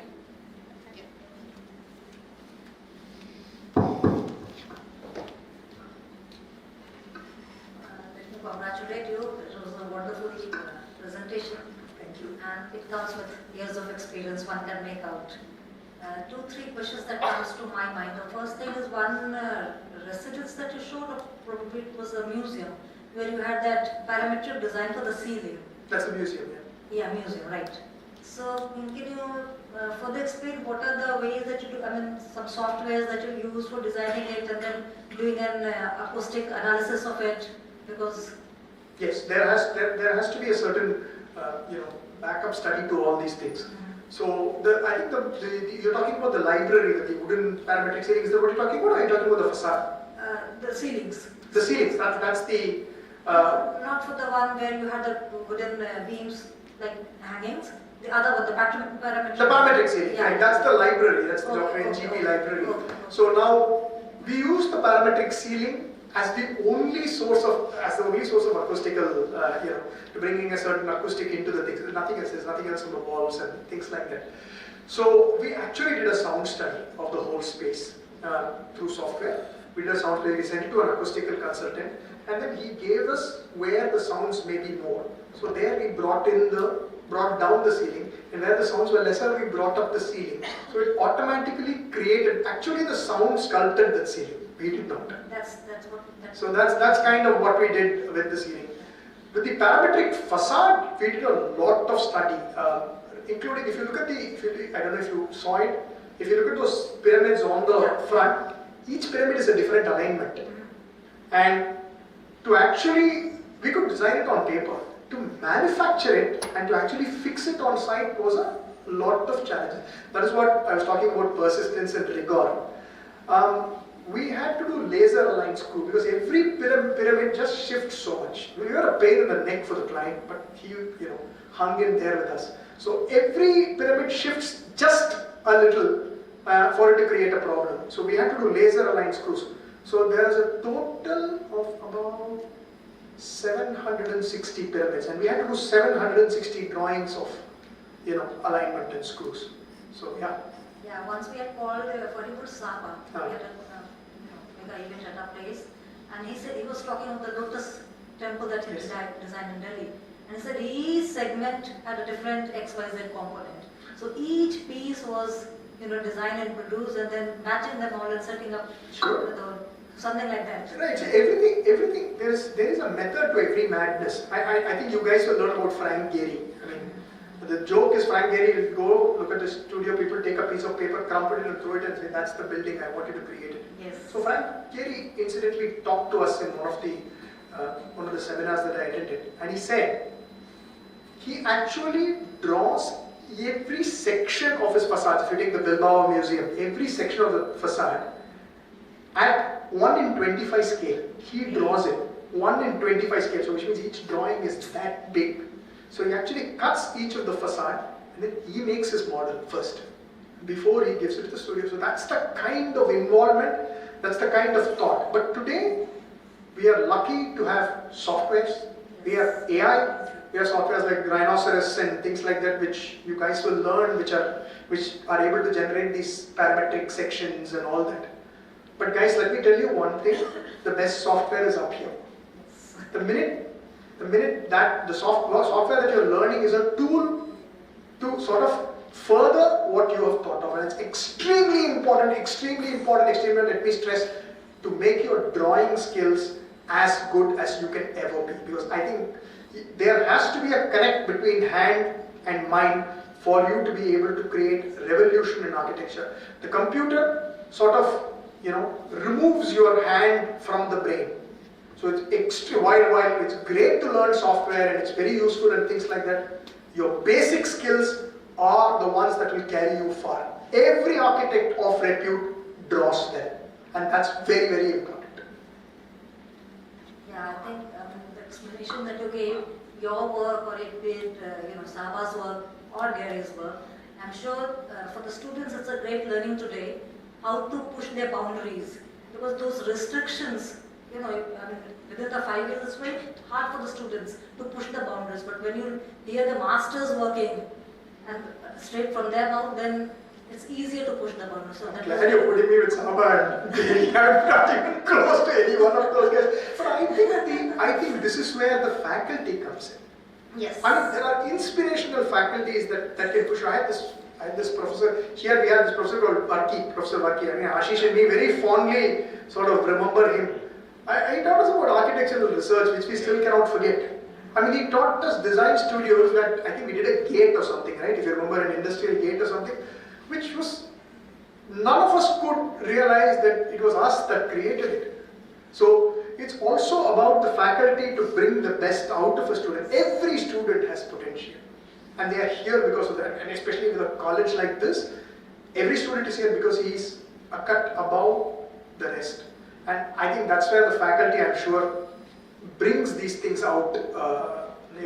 Today we were talking about, we went to the Material Museum and we saw some of the old models of some of the guys. I mean, these are all brought out by our professors. Like Professor Deshmukh pushed us so much to create these beautiful models.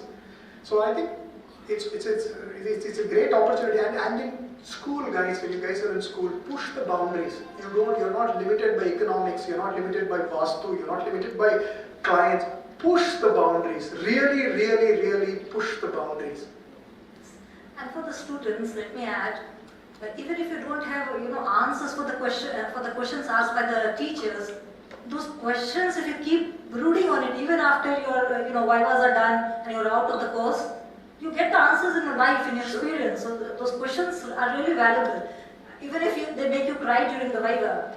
So you shouldn't be worried about the crying during the course, because it actually makes you start thinking bigger and finding solutions. And so you won't probably understand things then and there. I mean, I'll speak for myself. What I learned in the first year, I understood in the second year. What I learned in the second year, I understood in the third year. Exactly. But then ultimately you understand it, and that is important. And to be at it, that's the most important thing, I feel. Yeah, the second question that I have with regard to the patent that you have used, what exactly was that patent? So let me go deeper into that. So we worked with a Turkish structural engineering firm. They are a firm called Seacoast. They're based out of Turkey. Now, what they have patented is fundamentally it's like a bridge girder. Yes. Okay. So they have these I sections, and in the bottom they have a pre-stressed slab. And now that fundamentally takes care of any beam. So automatically when you do that, when you have the pre-stressed slab at the bottom and you have the I section at the top, you are capable of spanning large spans. So now the technology comes in combining the two together. How do you fix the two together? That bolting arrangement and the stresses on the bolts is where it comes from their patent. Now, how do you apply it to our building? So the building fundamentally is like, it's like a steel building.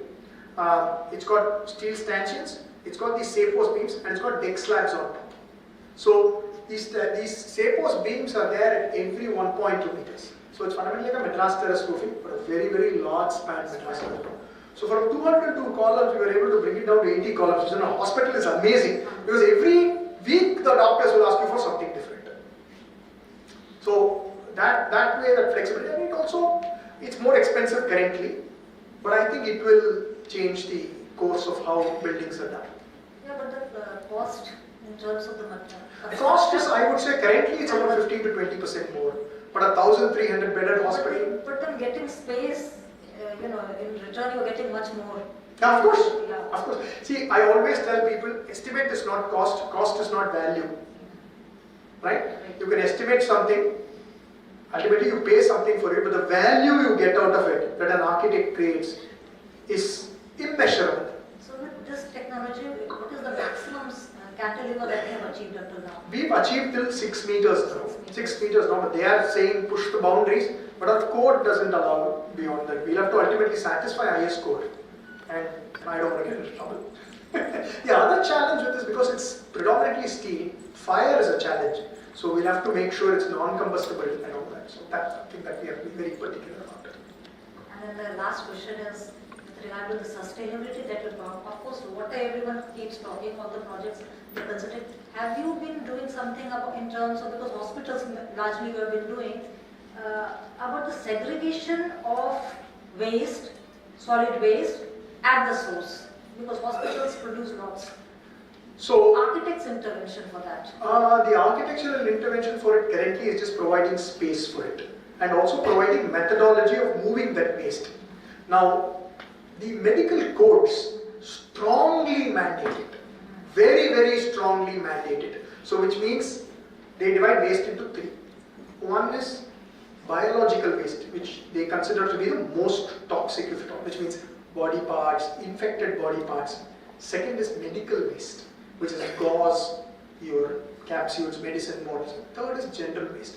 So every hospital, as you would know, has 3 bins, and you are supposed to, NABH asks for you to segregate this waste. Now, what we do is, how is that waste handled in, let's say, a consultant's room? So how do you put it in? How do you remove the waste? Where is it taken through? So all those things we try and solve through architectural planning. But most of these wastes are today allowed to be only disposed of in a central incinerator that is controlled by the city, which I don't think happens more often than not. But what happens in, at least in most places that we work in, is hospitals together form a network and they create the central incinerator and make sure it's removed in a little more environmentally friendly way. See, for the medical waste, people are aware, especially the hospitals.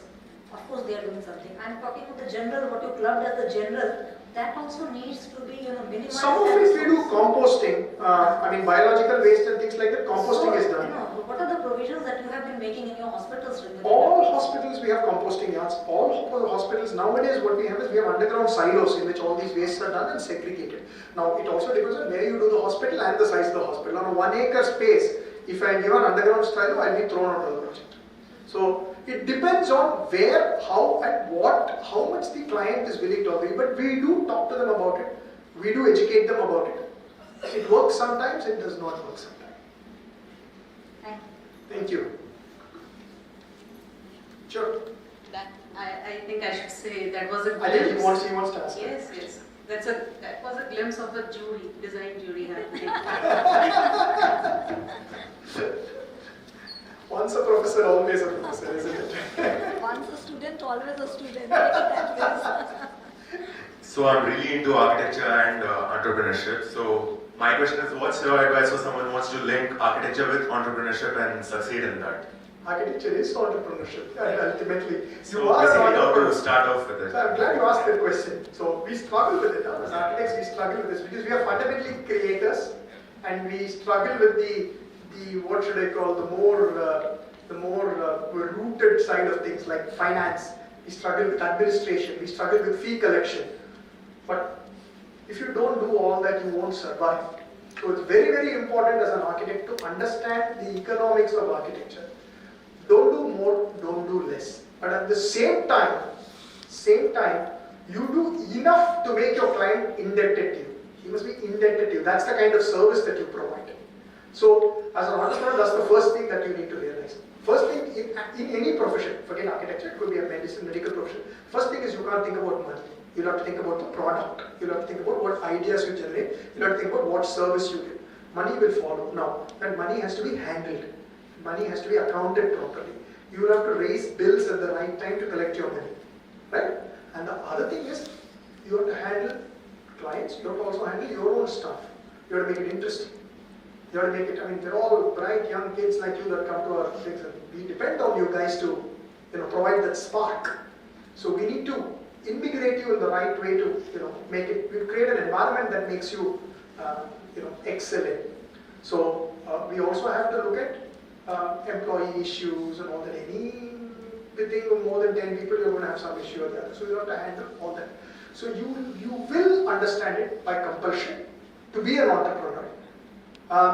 And you will learn about it. But it's very important, see, to be an architect, you have to be, you have to be connected to several fields. If you have to do a medical building, you have to understand a little bit of medicine or how it works. Right? Similarly, you have to understand economics, you have to understand taxation. All those things, a little bit like any entrepreneur, you will have to understand. Thank you, sir.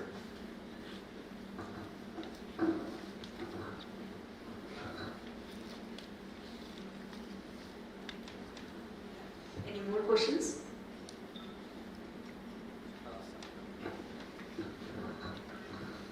You're already a student or you're just going to join? Hey, you guys have you have to work with some proactive one. Proactive one, nice. I had a question. How important to you is networking? You are mentioning how we have to, as architects, work with people across several fields.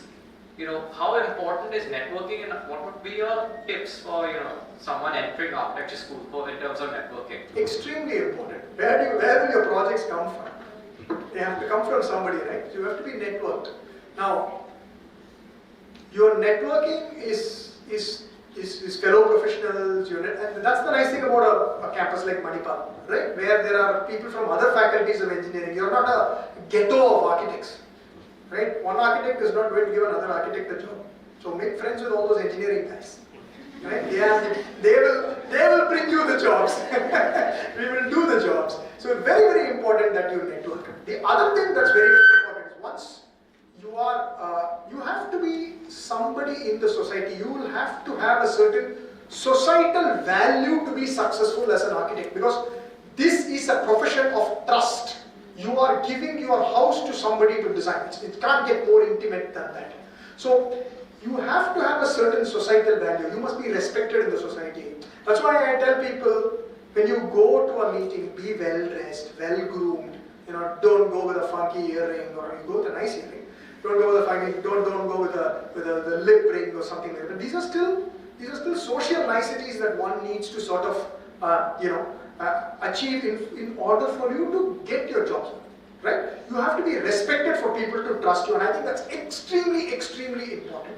Decorum, discipline. These are two things that are extremely important for any profession to succeed.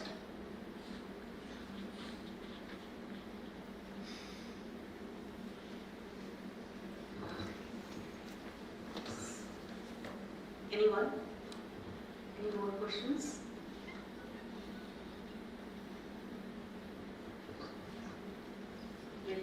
Yeah, thanks a lot, guys. Thanks a lot.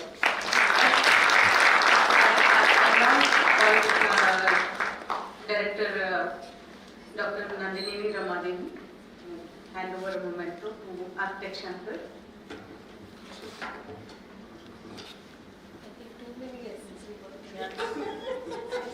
Thank you so much. I think it was a wonderful session, and the interactions were very good. And I want the students, to keep up the same spirit and become all of you should become entrepreneurs and as famous as Shankar and all other alumni. Yeah, so I think we learned a lot today. I think I really appreciate some of the things that you said, the passion, those things.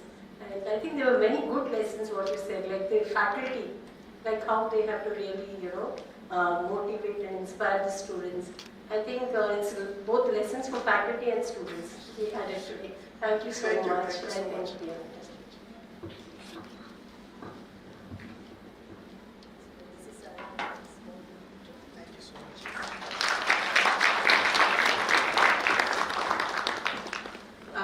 Now I request Professor Joycey to render the vote of thanks.